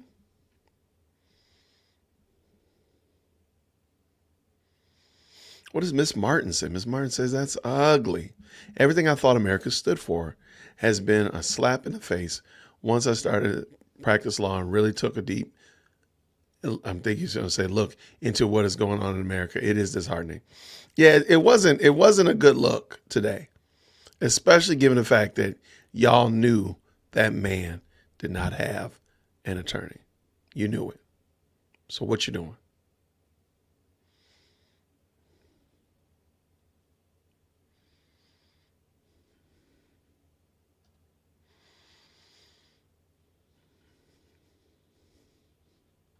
All right, lots of good conversation going on.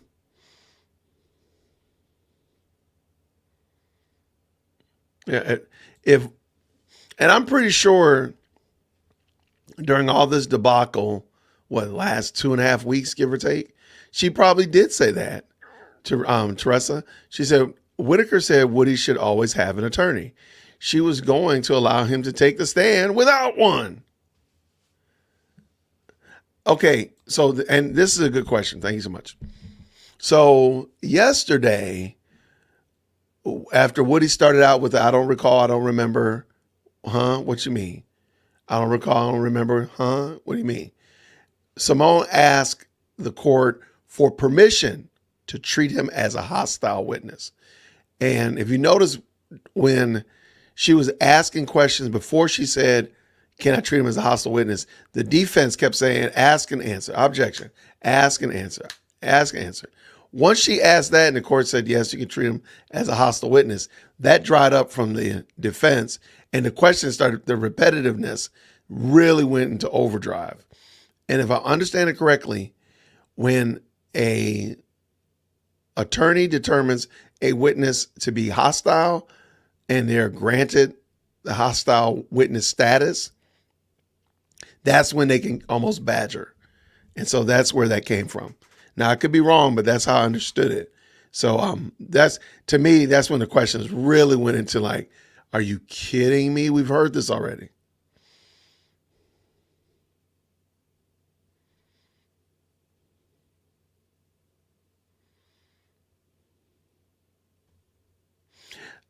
I think that's fair. Bora Bora says it would have only mattered if Woody at any point wanted to consult with his attorney. As long as Woody did not make that request, it's a non-issue. You are correct. My only issue is being the fact that most of the issues that this trial has had has centered around Woody and his counsel. If you want to move this game forward, you're going to have to make sure Woody has counsel above and beyond just him asking for counsel. Because you're going to put yourself in a position where, like we're here, where you lose a witness because you don't have counsel.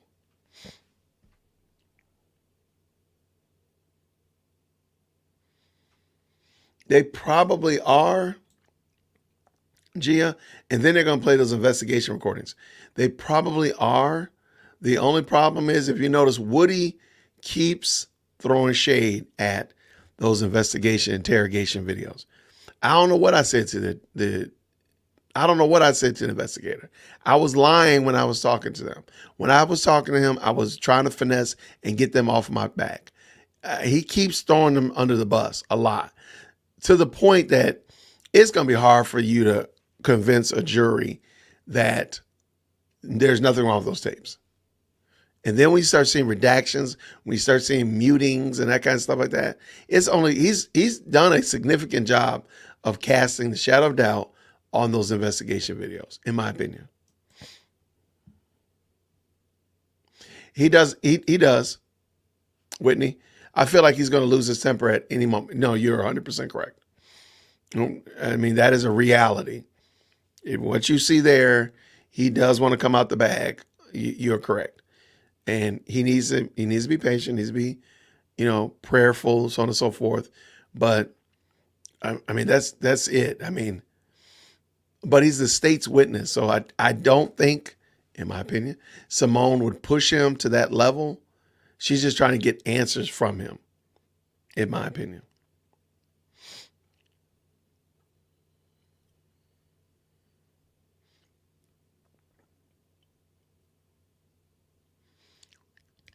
I don't know what her style is. I have no clue what is her plan of assault. I would love to see it. I would love to see, like, okay, can you diagram for me where are these questions going? I would love to see that. But I think Judge Whitaker is not following along as well, in my opinion. But she did this to herself, though. She could have easily, this could have been a mistrial 20 mistrials ago.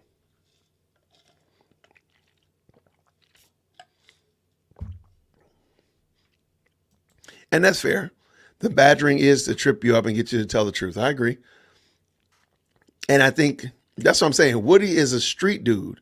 He's aware of that. He's not falling victim to that. He's aware, like, I need to keep my P's and Q's, keep my stories lined up, and it's such of that nature. So,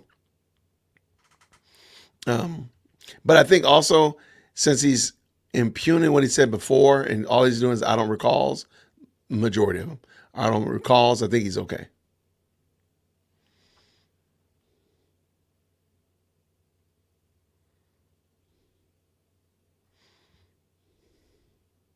Oh, thank you so much for the super chat, Allie G. Thank you so much. What did she say? She didn't even. Oh, she's giving love to Dear Woke Christian. Thank you so very much for the support. That means a lot. Thank you very much. And I also see that Amethyst Angel said, don't forget the Georgia Senate is investigating too. Look, there's so many elements.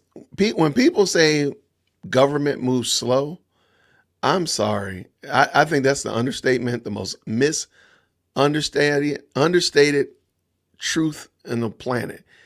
Government moved too slow. Like, come on. What are you doing? Y'all do realize that they raided Sean P. Diddy's mansions back in March, right? What's going on? Tiffany Henyard, what's going on? There's so many of these. So even with the Georgia Senate is literally, now that right there is not an investigation that's going to bring criminal. It's actually to change laws. So even in that, it's not going to do a whole lot. It's just going to change laws is the goal. So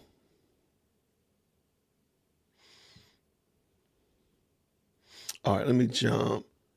I appreciate y'all, man. These are some great comments. I'm glad that y'all are here and finding value in it. If you do have a question, just go and put a question in the chat and we'll jump on it for sure. A lot of people saying they were in. What do y'all mean?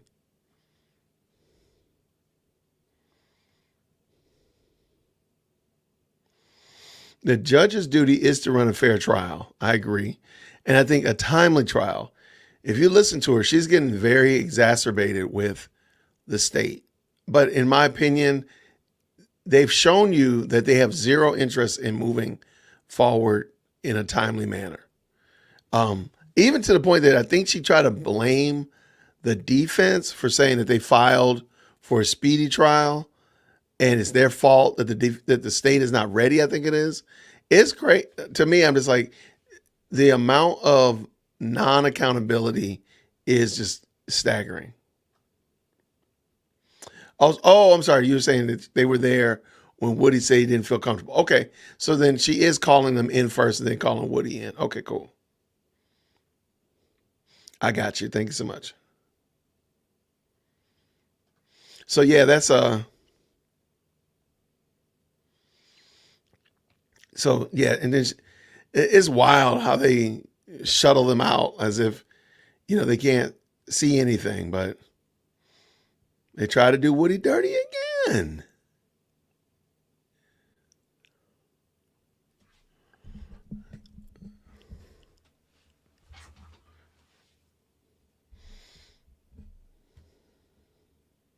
Okay, yeah. I wasn't clear on that. Thank y'all so much. So the jury was in there. Thank you so very much.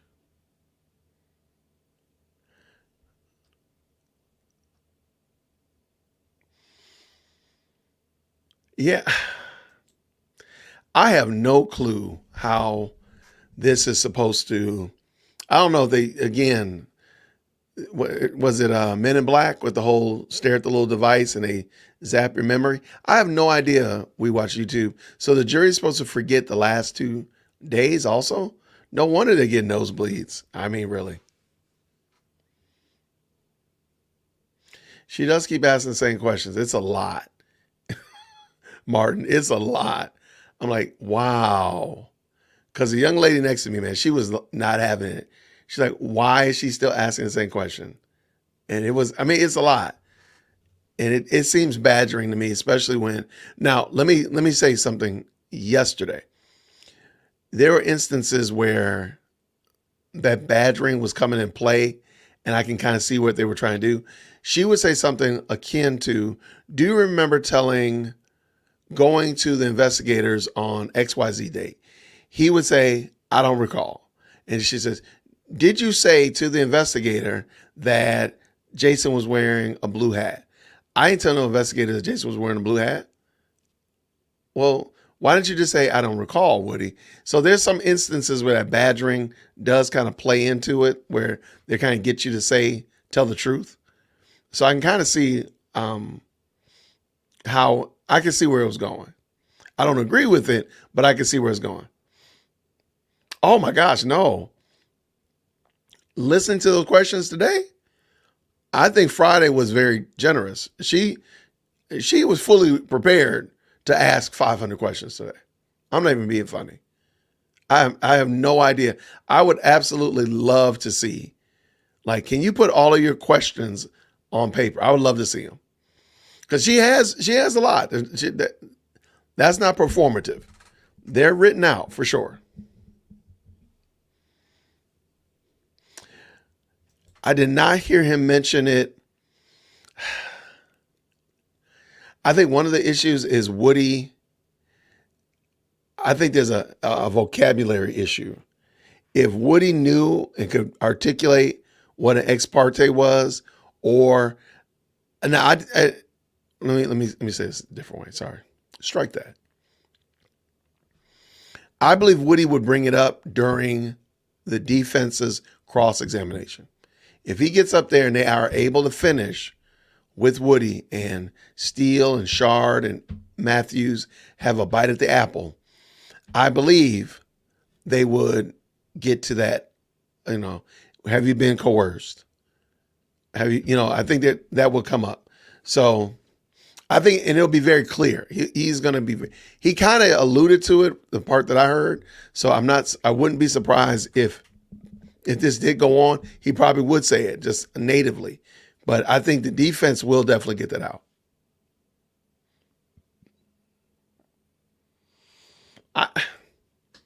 I agree, man. And I mean, if for no other reason but because most of this trial has been derailed because Kenneth Copeland doesn't have an attorney.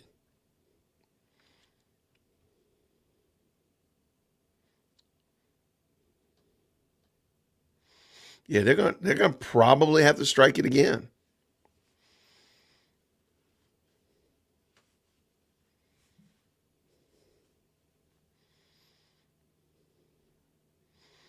All right, yeah, there's a lot of people already saying like, yeah, Judge Whitaker has no interest in this going to a mistrial. Everybody deserves a defense, and I would also just add competent. I don't know anything about Charles Engelberger. He might be the bomb. Okay, he might be the best thing cooking. All I'm saying is, however, that he needs a good attorney. That's all.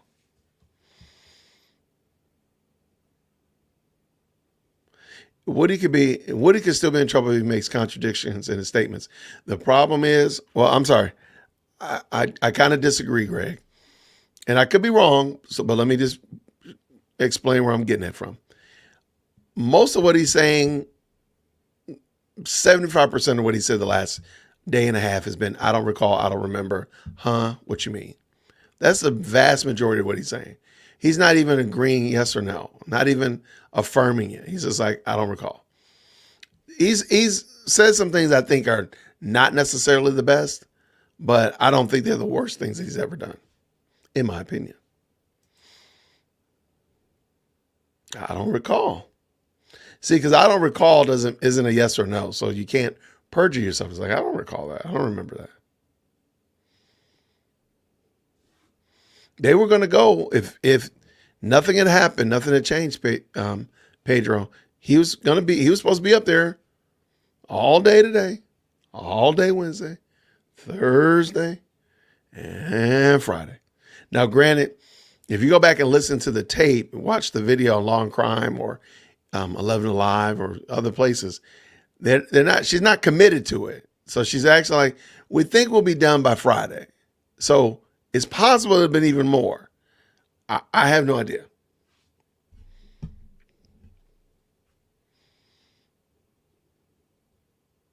She did request a bench conference, and that's just right up in front. And that's not an ex parte. That's probably the better of because everybody can see it. It's right there.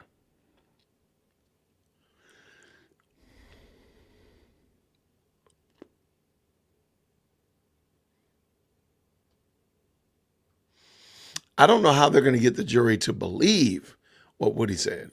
Some of the stuff he said, man, is outlandish. And so, and he's throwing shade at his previous interviews and interrogations on a regular. I lied. I was lying. I was just trying to finesse. I was just trying to get him off my back. I'll say anything to get him off my back. He says that a lot. Like, I'll say anything to get them off my back. So how are they going to trust when they watch these interrogation videos? How are they going to derive like, oh, I can trust them here, but I don't trust when he was literally sitting in front of me saying, I lied.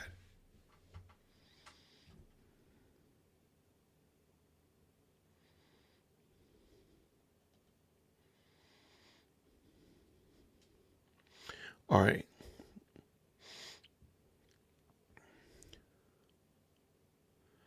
I didn't. I met Thunder Drop.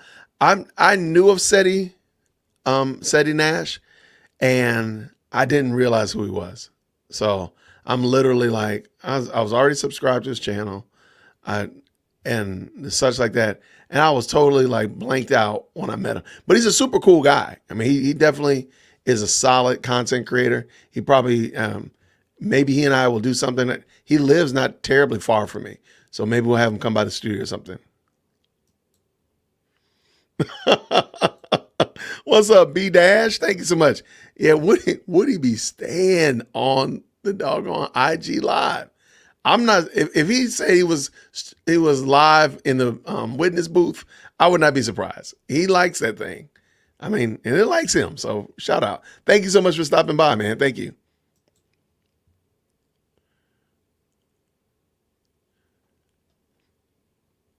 I want him to explain it in very clear language that they had a meeting without him, apart from his attorney, which I think would really, on the heels of what happened today, I think Woody getting up there tomorrow and really explaining clearly, y'all beat me up, y'all rough me up to come in here by telling me this, that, and the other. I think if he can articulate it very clearly, not get frustrated, but I don't think that the state would allow him to do that.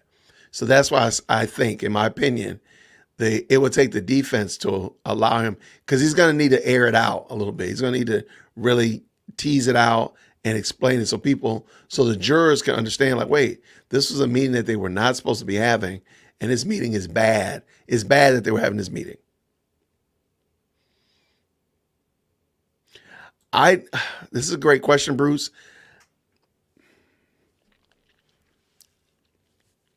Bruce says, was the state aware that Woody had no counsel?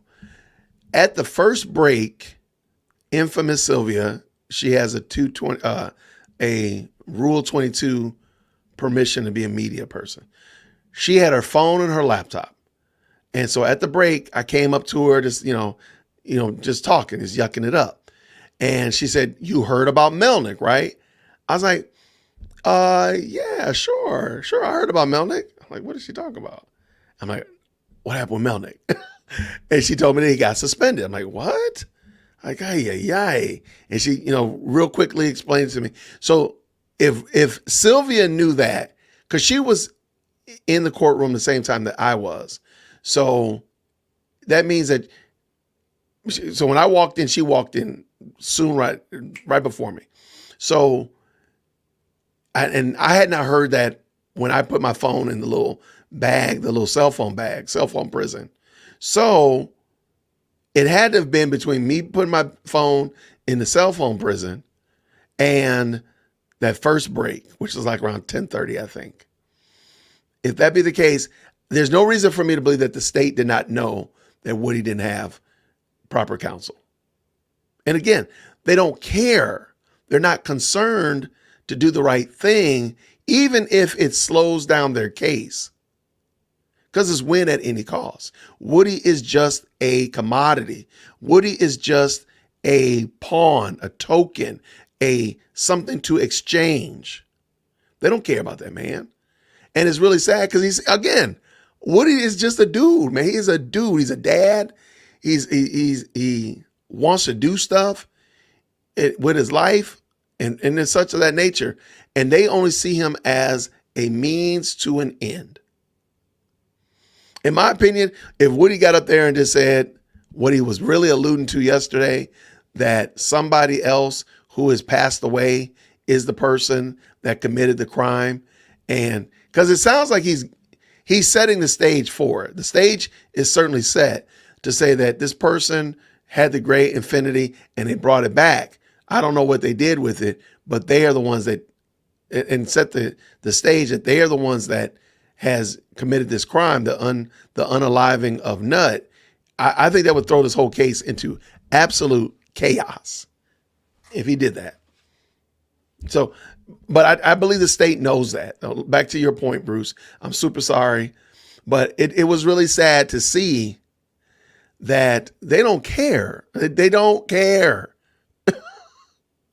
They don't care. He is a means to an end.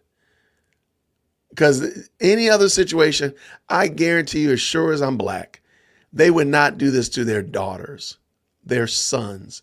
They wouldn't treat their children like this. They wouldn't treat their neighbors like they're treating Woody. Woody is a commodity. He's just something we're going to get to this finish line by hook or by crook. We're going to get there, and Woody's going to be the means to do that. I'm sorry. There's no, after today, Judge Whitaker is not going to convince me anywhere else that she cares about Woody. So miss me with that. Nobody else is going to convince me that they care. So that's why when Woody says stuff like, I'm only concerned about me, or I'm looking out for me, I only hang out with myself, I do believe that. I don't think he's lying. I think, sure, he's got associates, he's got friends and whatnot like that, but I think he realizes that when the metal meets the meat, it is me versus the world. And this today, they just proved it. Like, these people don't care about that guy. He mentioned the back room yesterday. I think he just needs to be very clear and just articulate. Y'all took me to Glanville's office. Y'all said this. Y'all did this. And I think the defense, once the state rests and it becomes a defense's witness, I think it's going to be a whole different game of cheese. That is a very good, you know what? Because I saw somebody else say that Woody knows sign language. I did not think about that. This is an Americans with Disability Act issue. You're right. They have to give accommodations. Woody could throw the whole thing into turmoil.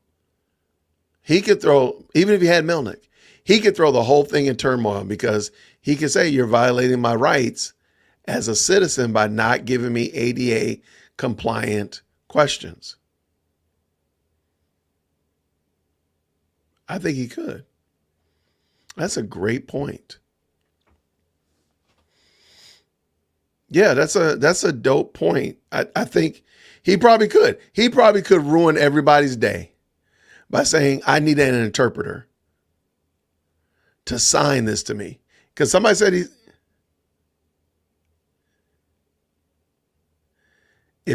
somebody mentioned right here about sign language. Now, Woody actually, he does have something actually wrong with his hearing. Because even while I was talking to him, he tilts his ear towards you and stuff like that. That's a natural learned reflex when you can't hear properly in one ear. If he did that, I'm sorry, that would totally ruin this case. If he did that, now some of his not hearing, some of it is performative. He just be performing like this. I don't want to answer you. But yeah, that would, oh my gosh. If they did that, wow. I wasn't even thinking about that. That would turn this whole case on its whole entire head. The whole thing would just be like that Australian breakdance lady. That video is so ridiculous. That video is extra ridiculous. I actually have a copy of it. Let me see if I can find it real quick. That Australian breakdance lady, good gracious. That thing is terrible. Do I have it? Uh-oh, maybe I don't, Jason. I know I do. Okay, I'll find it while I'm talking. But no, that's a great point, Amethyst Angel. Great call. Thank you.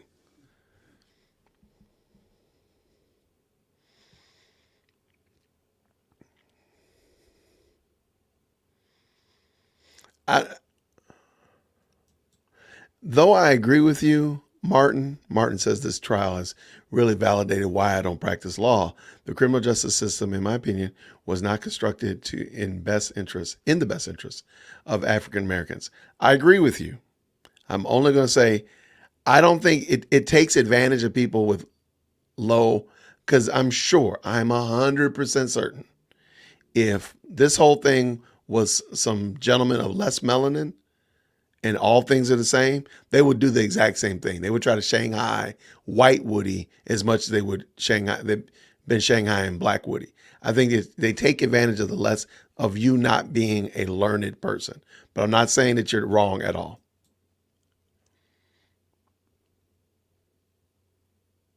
Love doesn't use the mic. That is true. She just doesn't use it. But in my opinion, like Woody isn't doing anything special. I mean, he's talking pretty far away from that mic. That mic is different. That mic is built different. They just need, let's just be honest. They just that audio system in the courthouse just needs Jesus. They need to go ahead and have 3 or 4 mics. They just need more mics. And they don't need to be things that you automatically got to push a button for. To me, they can invest a little bit into a better sound system because these cases are important and vital and people want to hear. But that being the case, however, inside the court, it sounds different. Because, I mean, the courtroom, again, is not very big. But and that's not meaning a lot to you. But whatever the microphone is, you know what would be a great one? Is if the camera had a directional mic that was sitting on top of it, aimed at whatever, it would pick up the sound of whomever it's pointing at much better. Because especially that defense back there, that back table, Bott and Westmoreland, Harvey, they're the furthest people back. And if it just had a different microphone system, their mics need Jesus. They need to invest some money in their audio. I'm sure the other courtrooms are probably just as bad.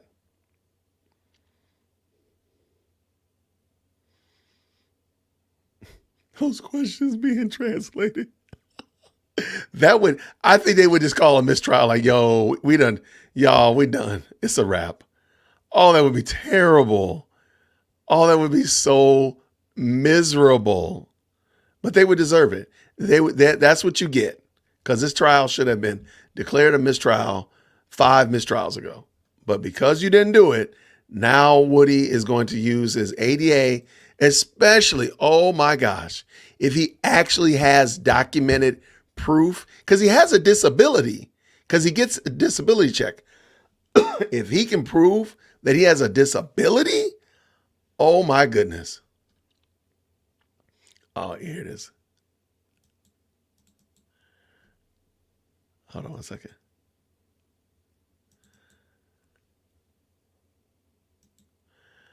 Wait.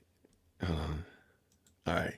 If Woody can prove that he has a disability or brings evidence like, look, I got a disability. Y'all have violated my ADA, my whatever the number is, situation. This is what they're going to end up looking like. This is going to be the court. This is how they're going to be looking.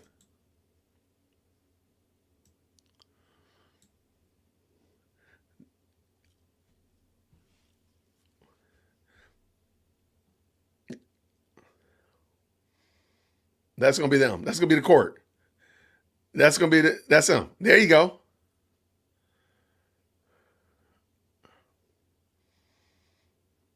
That's going to be the court going to look like once Woody come in there with his ADA.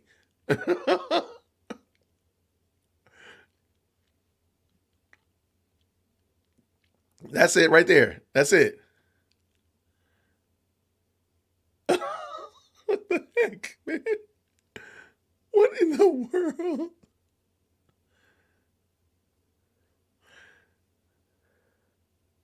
That's going to be exactly what court going to look like when Woody come in there and bust in there and say, hey, y'all violated my Americans with Disabilities Act.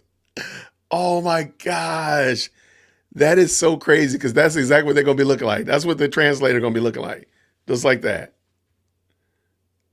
Man, that is wild. DWC, did you know that Woody was saying prior to the nosebleed. Okay, nosebleed. I don't remember what question that was. I have to go back and look. I would have to truly go back and look. I don't remember that offhand. And you know what? I'm gonna add this to the bad as well. I should have brought a notebook. Next time I will have a notebook so I can just jot down some things and some at this time, this, that, and the others. Because there were some instances where I was like, why don't I have a notebook? Why am I not writing something down?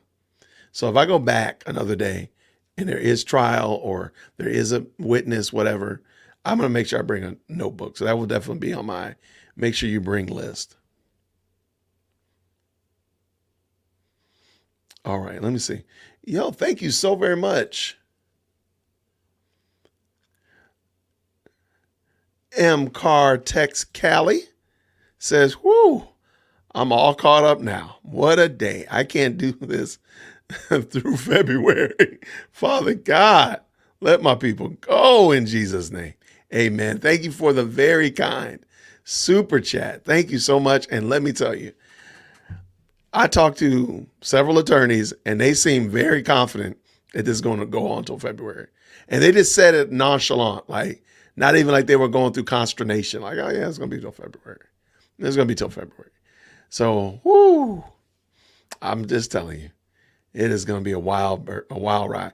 What did Allie say here? Thank you so much, Allie, both of y'all. Thank you so much for supporting the channel with the super chats. What did she say here? Hilton and Fonnie, too busy living it up in Boston to be concerned about justice. I mean, I'm looking.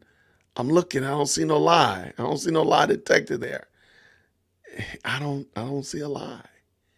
It's such a wild case. I'm sorry. Okay.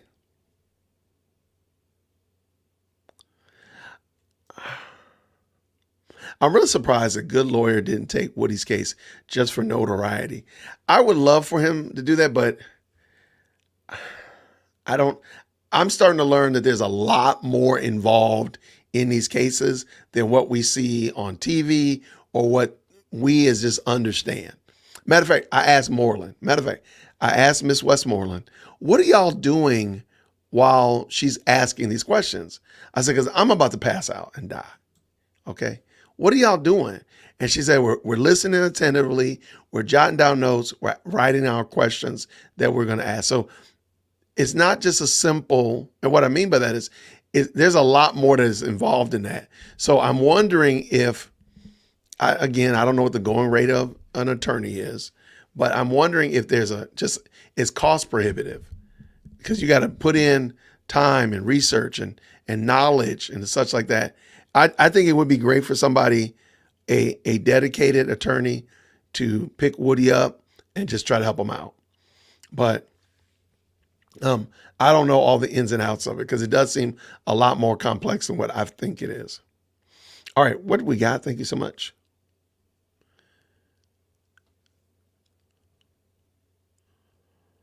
Okay, so I thought he could choose his own attorney. Does he have to take the public defender, or will they put his testimony on pause?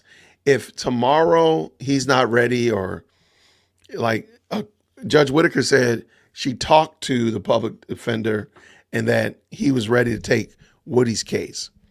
But let's just say that something happens. Maybe he's like, yo, this is crazy. I ain't got no time for this. I thought it was different. Or maybe Woody doesn't like him.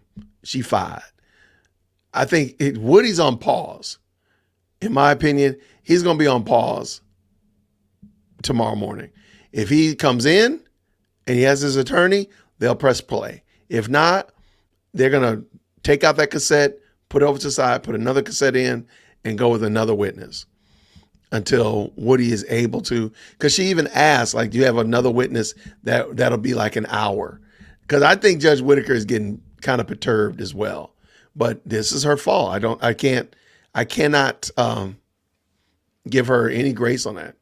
This is you could have done the right thing and come out the champion, but you did. I don't even know if you did the right thing, but you did something and now you got to pay the consequences for it. Yeah, I don't think this is going to go to a hung jury. Again, if you try to diagram for me, like pick 1 hour of Simone Hilton's questions. If you can diagram that for me and show me where she's going with that, maybe I'll give you hung jury. I don't think it's even possible for the most, I mean, those questions don't make any sense. I have no idea what I'm supposed to extract from this. And so therefore, I don't think it's going to go to an acquittal. But I think I hold out a little olive branch, a little leaf of hope that'll probably just go to a mistrial and be done with prejudice. But Judge Whitaker seems like she's going to overstep anything and everything to bring this thing into port. So we'll see.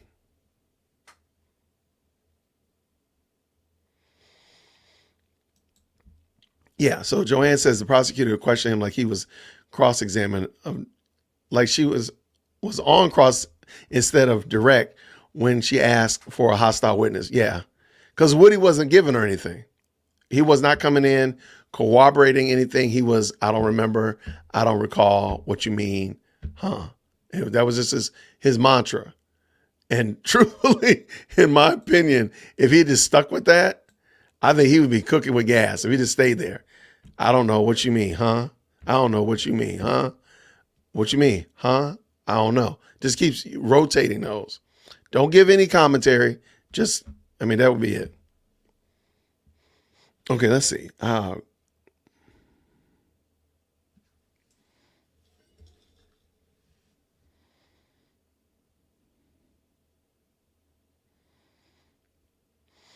Thank you so much for that. Okay, there's a lot of good commentary. Yeah, Woody's got a lot of support. And that's what I'm saying. Like, especially when you realize like this is just a guy. Again, I'm not qualifying what he's done or justifying anything that Young Thug and them are being accused of, because I do kind of think that I don't think they were some choir boys. Okay, let's just tell the truth. There's probably where there's smoke, there's probably fire. Okay, I got you. All I'm saying again is, though I might think that he's done something wrong, and though I might think they've made bad decisions in life, that doesn't mean that we treat them like less than human. Because I think that's where we end up running amok and we end up creating more problems as a society than we should. Like, okay, fine. You don't agree with him. But does that mean that he does not get treated like a human? Does that mean he gets mistreated? Why does he get mistreated? Just because you don't agree or you don't see it as a good lifestyle. I'm pretty sure a lot of the stuff, the defense, they don't look like they probably roll like that, but they are still treating them as humans, as men that deserve a level of respect. A level of respect, that's all. Here's Laura. She already starting out with my disappointment right here. She said, I thought Siswit was going to be fair too, so as to point, Engelberger may be a good attorney, but there seems to be people pulling strings. I think Woody just needs to get his own attorney, in my opinion. I'm illiterate in Super Chat. What do you mean? No, you're good. You're good.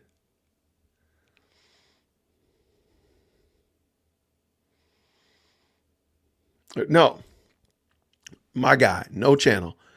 They are not just they are chasing rabbits. I'm sorry.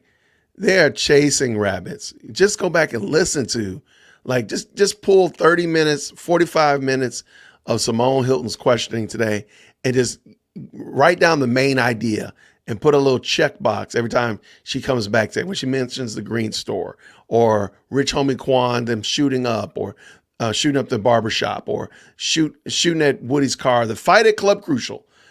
And you'll realize like, yo, they're all over the place. There's no rhyme or reason. I don't understand it. And again, I don't think you do this with anything else. I'm like, I just can't believe it. I refuse to believe that you do this in any other space, that you just jump around topics like this. It It is a hopscotch. It is insane, in my opinion.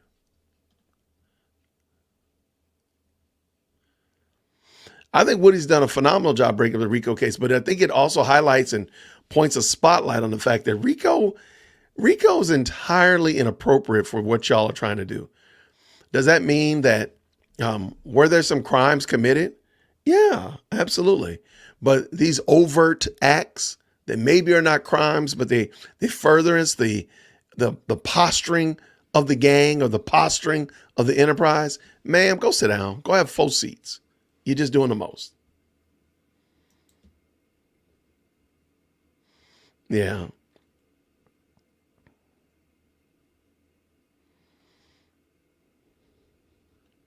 I don't think, and see, in my opinion, the unpreparedness, somebody mentioned it earlier in the stream, that they thought that the defendants were not going to have good attorneys and they were all just going to cop pleas and this thing was going to be real short. So I don't believe, again, if y'all could just get the collective gasp and the collective sigh of the room when they start trying to finagle and finesse their way through not having prepared stuff. It's ridiculous. It's ridiculous. And you hear it, but again, I'm like, I got no respect, no sympathy for Judge Whitaker because she could have done something about this. She could do something about it today.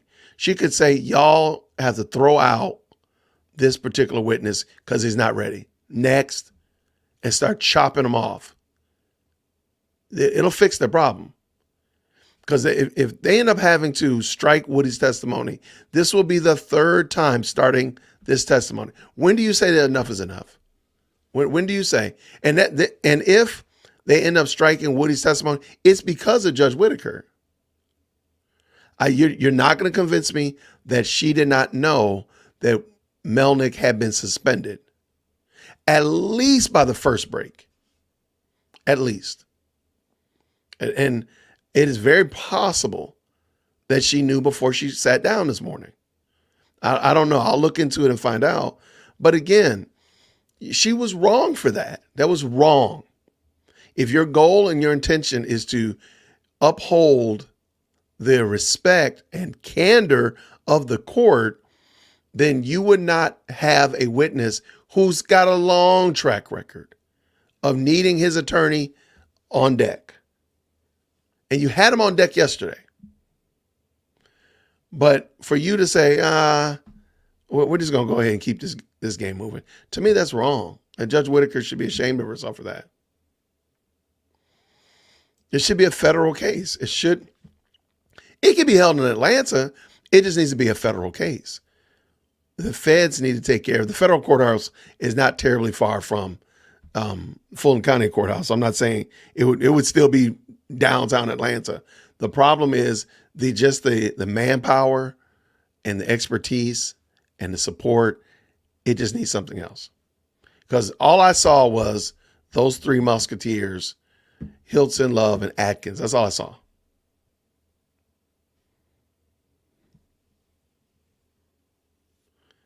Oh, like we ain't gonna even talk about that. Woody said that. He said, yo, if I was saying all this recklessness about these gangs trying to kill me or unalive me, I'm still here. That was funny when he said that. And I think he said yesterday as well as a variation of it today. But there you go. In my opinion, they should not bring this case. And you got to think about it. Please understand, it's not just they've had 2 years to work on it. You hear them talk about 2014 and 2015 on the regular. They've had this information for at least 5 years and definitely longer than that for some. Why, before you brought this case up, did you not make sure you had all your ducks in a row? You should not still be searching for, and you heard her yesterday. There's still information and evidence that they're looking for, gathering. There should be nothing else to gather. Come on, this box should have dust on it. You're just getting it out, pulling it out, and going for it. Okay, that was just really frustrating to see and sad.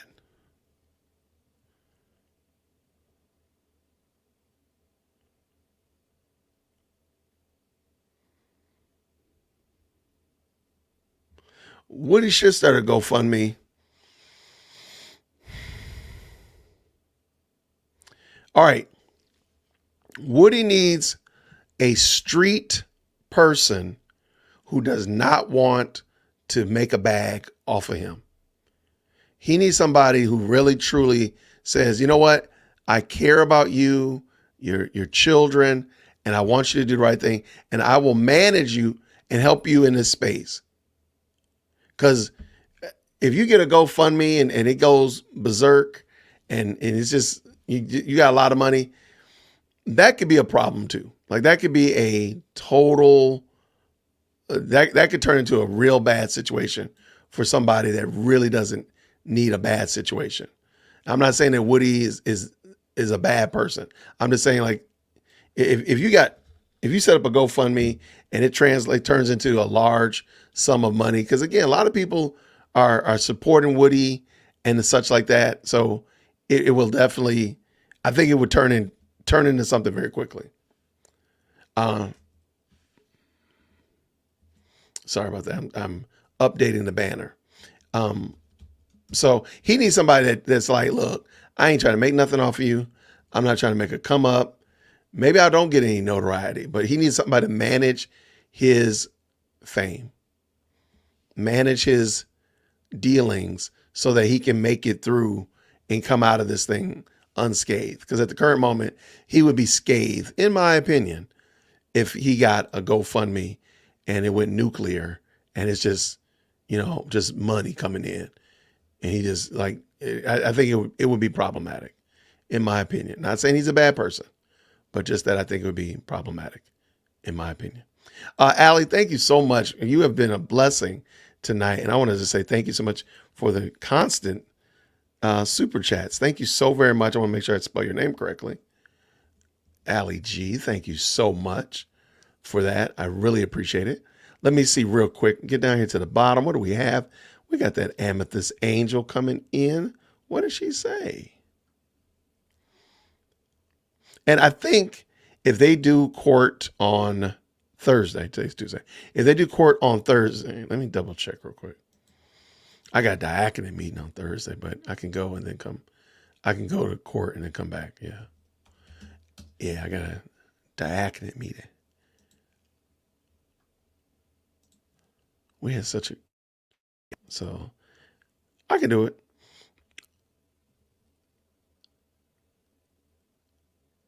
Yeah. Okay. If they have court on Thursday, I'm gonna try to go in the morning, but I'll let y'all know ahead of time. So I'll let you know probably first thing tomorrow, and we will stream tomorrow's what you call in the morning. Maybe judge is letting Fonny's office hang themselves in a big old,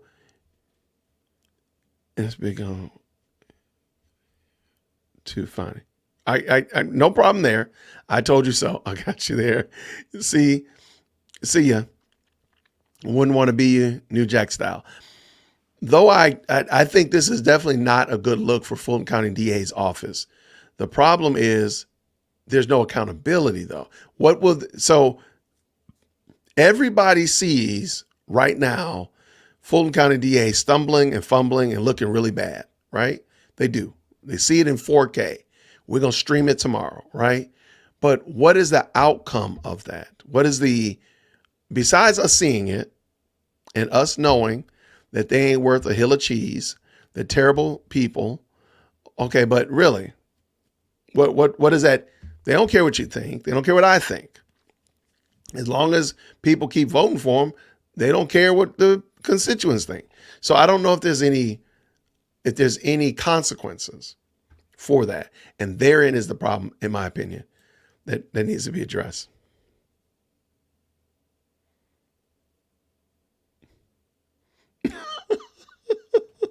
When 50 Cent turns this case into his new show, it's going to be fire. I mean, it's probably going to happen.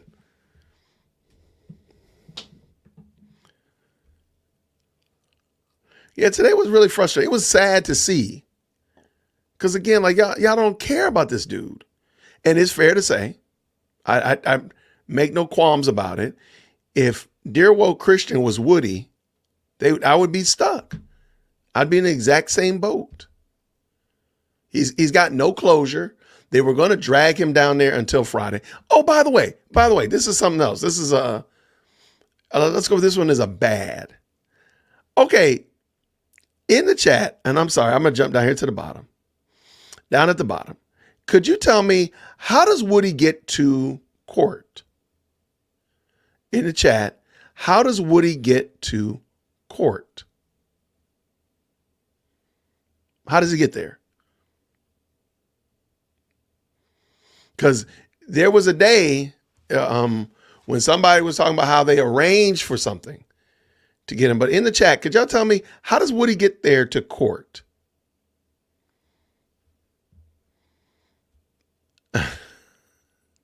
All right, Kayla, no.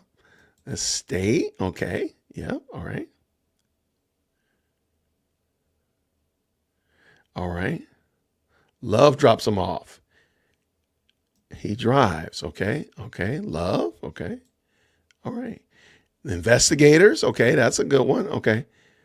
Now, Woody drives himself. Now, thank you, Pink, by the way. The reason I bring that up is because the state presented it and kind of painted this picture like they bring Woody to court every day. And I don't remember the exact day that they said it. It was Simone Hilton that said it. We arranged for him to get here. And I asked him, and he mentioned, I'm sorry, take that back, strike that. Seti Nash brought it up to him while we were talking after lunch. And he said, hey, so they brought you up in here today? He said, what you talking about, man? He said, I drive myself up here. I've been driving myself up here. They never picked me up or never even had to. I drive my own car, as he said. And I just thought that was interesting because they made it sound like the state picks him up and brings him. And other people have said it too, like Woody takes the bus. But he drives himself. And that's just small. That's not a big deal. It's a small thing, but it's just another way that the state makes him sound like he's indigent and he's not able to do for himself. And we got to bring him down here. We got to arrange for him to get down here. The dude drives himself. And according to him, I have no reason to believe he's lying to me. He's been driving himself.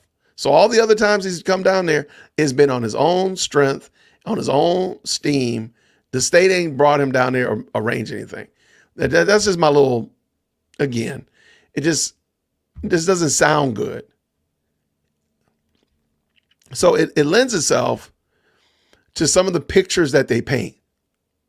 And I gave the example of those old school coloring books. When I was a little boy, I'm gonna tell you right now, Dear Woke Christian used to be over the moon when Mama Dear Woke Christian would take me to what was called Zayre, which is like the pre-Target in my area. So it was a small chain of department stores, and we could go to the book aisle. And Dear Woke Christian would sit there in that book aisle because they would have these gigantic coloring books. They're like 3 feet tall. They were monstrous, and they're just newsprint with some kind of whatever picture on it. So let's say it was like superheroes, right? And it was just, you just could color for days. And the things were so big, you could literally lay in the coloring book almost. Because you're a little kid and you could almost lay in the book, coloring in the book. Those were the days. Those were the days. But one of the things that Brother Dear Woke Christian never could do, I could never go to another page until I was finished with the picture that I was coloring. That was always my thing. I just didn't want to if I'm coloring Spider-Man, I want to be done with it. So then when I turn to the next page and it's the Incredible Hulk, I can get all my green crayons out and I can color that. But then when I turn to the next page and I got Iron Man, I know I'm going to be coloring all of these. So it was always like you finish one picture before you go to another picture. Simone Hilton, she gets in the coloring book and she colors, 3 swipes on Spider-Man, turns 8 pages. She turns 3 colors on Wonder Woman, goes back 4 pages, 3 colors on the Hulk, jumps all the way to the back of the book, puts a stripe of color on Nick Fury. No picture is done. I have no clue. That would drive me crazy. And I think that's what it is now. Like, your pictures that you're painting are incomplete. Get done with the fight at Club Crucial and hang it up on the refrigerator. Get done with whatever happened at the green store and hang it up on the refrigerator. Be done with the picture, Simone, but your pictures are incomplete and they look crazy. Okay, that was just my little, thank you so much for listening to me. Yeah, as far as I know, according to Woody, according to Mr. Copeland, he drives himself. I have no reason to believe that he was lying to me. Maybe they picked him up one time. I don't know. But the picture that was painted was that they was picking him up. That was the vibe. That was the stilo that they pointed it to me. I don't think so, Tina. I know he mentioned Social Security.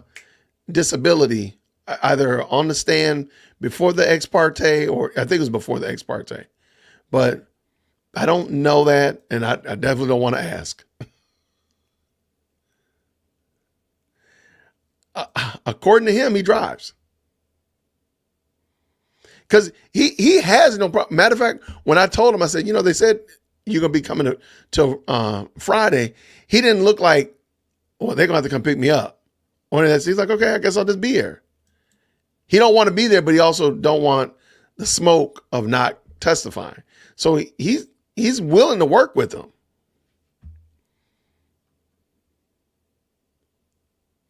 Okay, let me get this.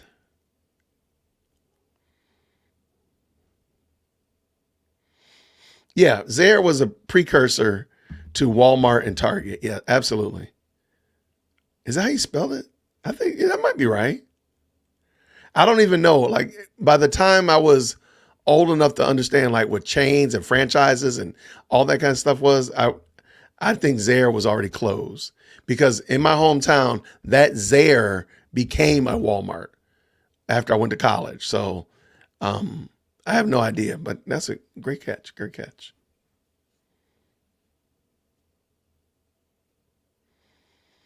The way they're questioning Woody is also causing post-traumatic stress syndrome. His life has contained enough evidence to argue that he has PTSD. He could ask for breaks when this. No, I agree. He's asked for breaks. There was a Zaire in Cleveland Avenue. I believe that. Oh, in Cleveland. I'm sorry. Because there's a Cleveland Avenue down here as well. No, I think it was a Midwestern store. I don't know, but I used to love Zaire. Oh my goodness.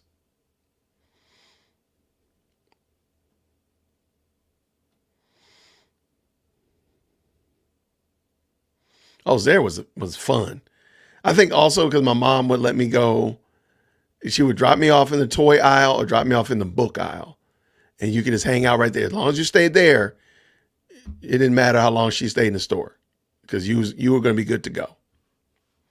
So, Axel, the motion was set right here, and we'll go over it probably tomorrow, because I didn't plan on being on super long. I need to get ready to feed these children. But yeah, it was something with a child support case. He didn't let a client know about some dates that they need to be somewhere, and they got suspended. I mean, which is kind of wild to me, because some of the same stuff that in my opinion, Melnick got suspended for things that the state should have also been suspended for. Go figure.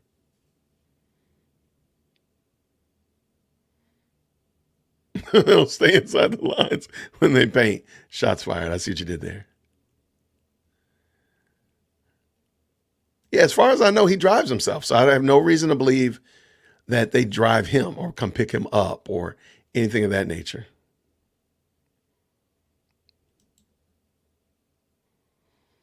Oh, well, then if there's a puzzle, then they got like 9 puzzles and they dump them all together and then they just go to town. And all the puzzles are black puzzles. So they're all the same color, or a monochrome puzzle. And they just dump them all together and they just go to town.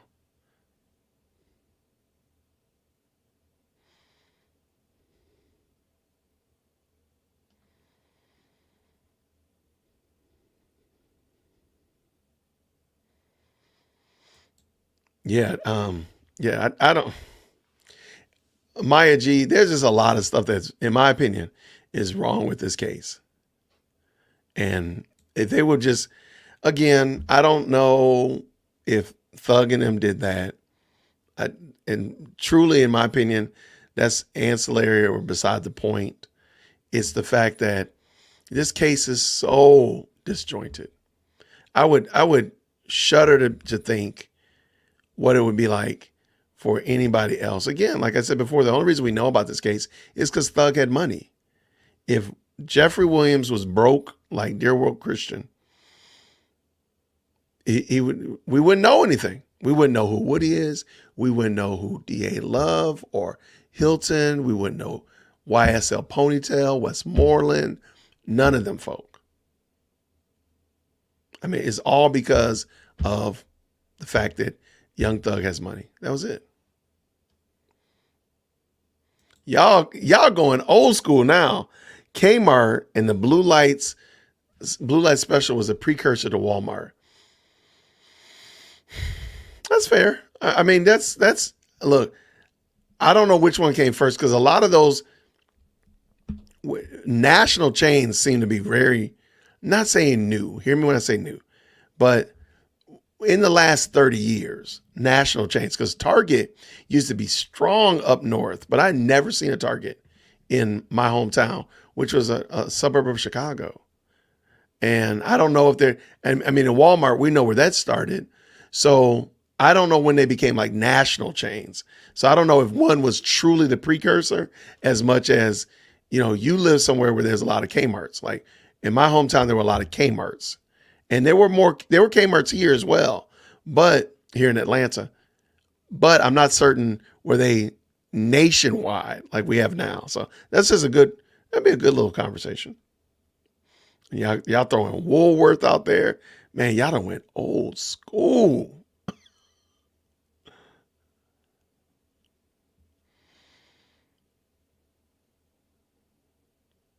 Yeah, that was some old days right there.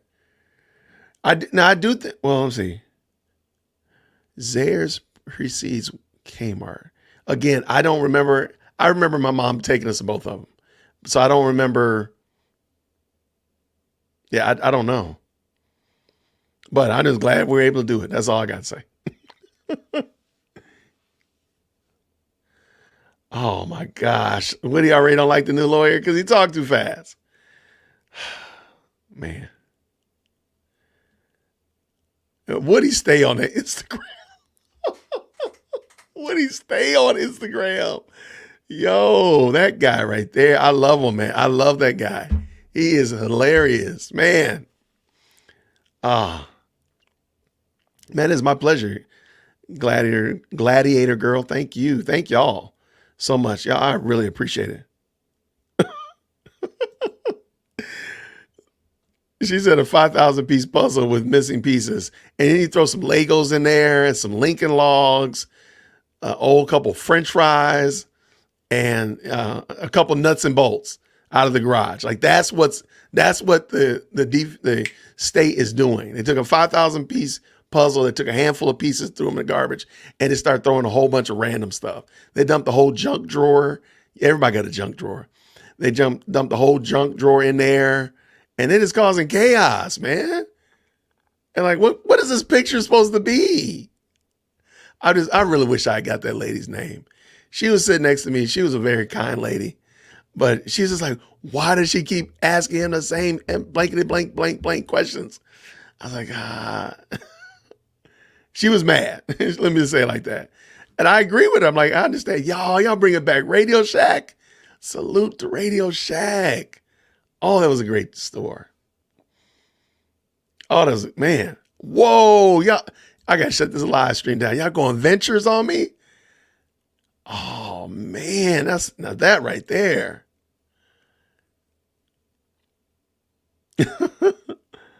How about the green store? Oh my gosh, y'all pulling out some staples.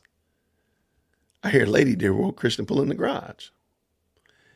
Yeah, definitely Montgomery Ward's. Dillard's. See, we had those. Those are like mall anchor. Like Dillard's was definitely like a mall anchor store.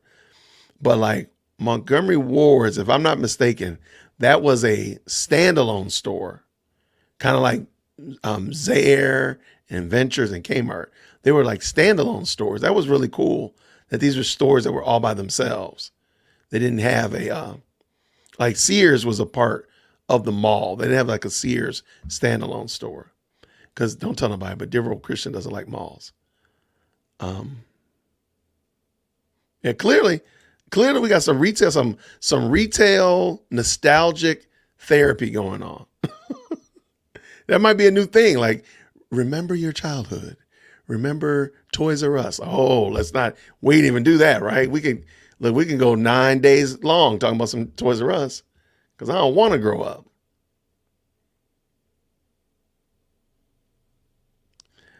Man, y'all going crazy. Y'all done brought Blockbuster into the game. Blockbuster done entered the chat. Hold on, Blockbuster done entered the chat. Come on, man. Those are the days right there. I mean, the Blockbuster is really closed in the last like 15 years. Cause I remember me and my wife, there was a Blockbuster a mile from our house and we were really big into 24. And I remember us, oh my gosh, hurry up, Jason, go get another one. We would zoom up there to go get the next season or the next DVD of 24. Toys R Us is the back of the Macy's kids section. Oh, y'all remember Service Merchandise? Come on now. Y'all know about Service Merchandise. That was it right there. And here comes Lady Dear World Christian. On my way. But y'all, thank you so much. I really appreciate it.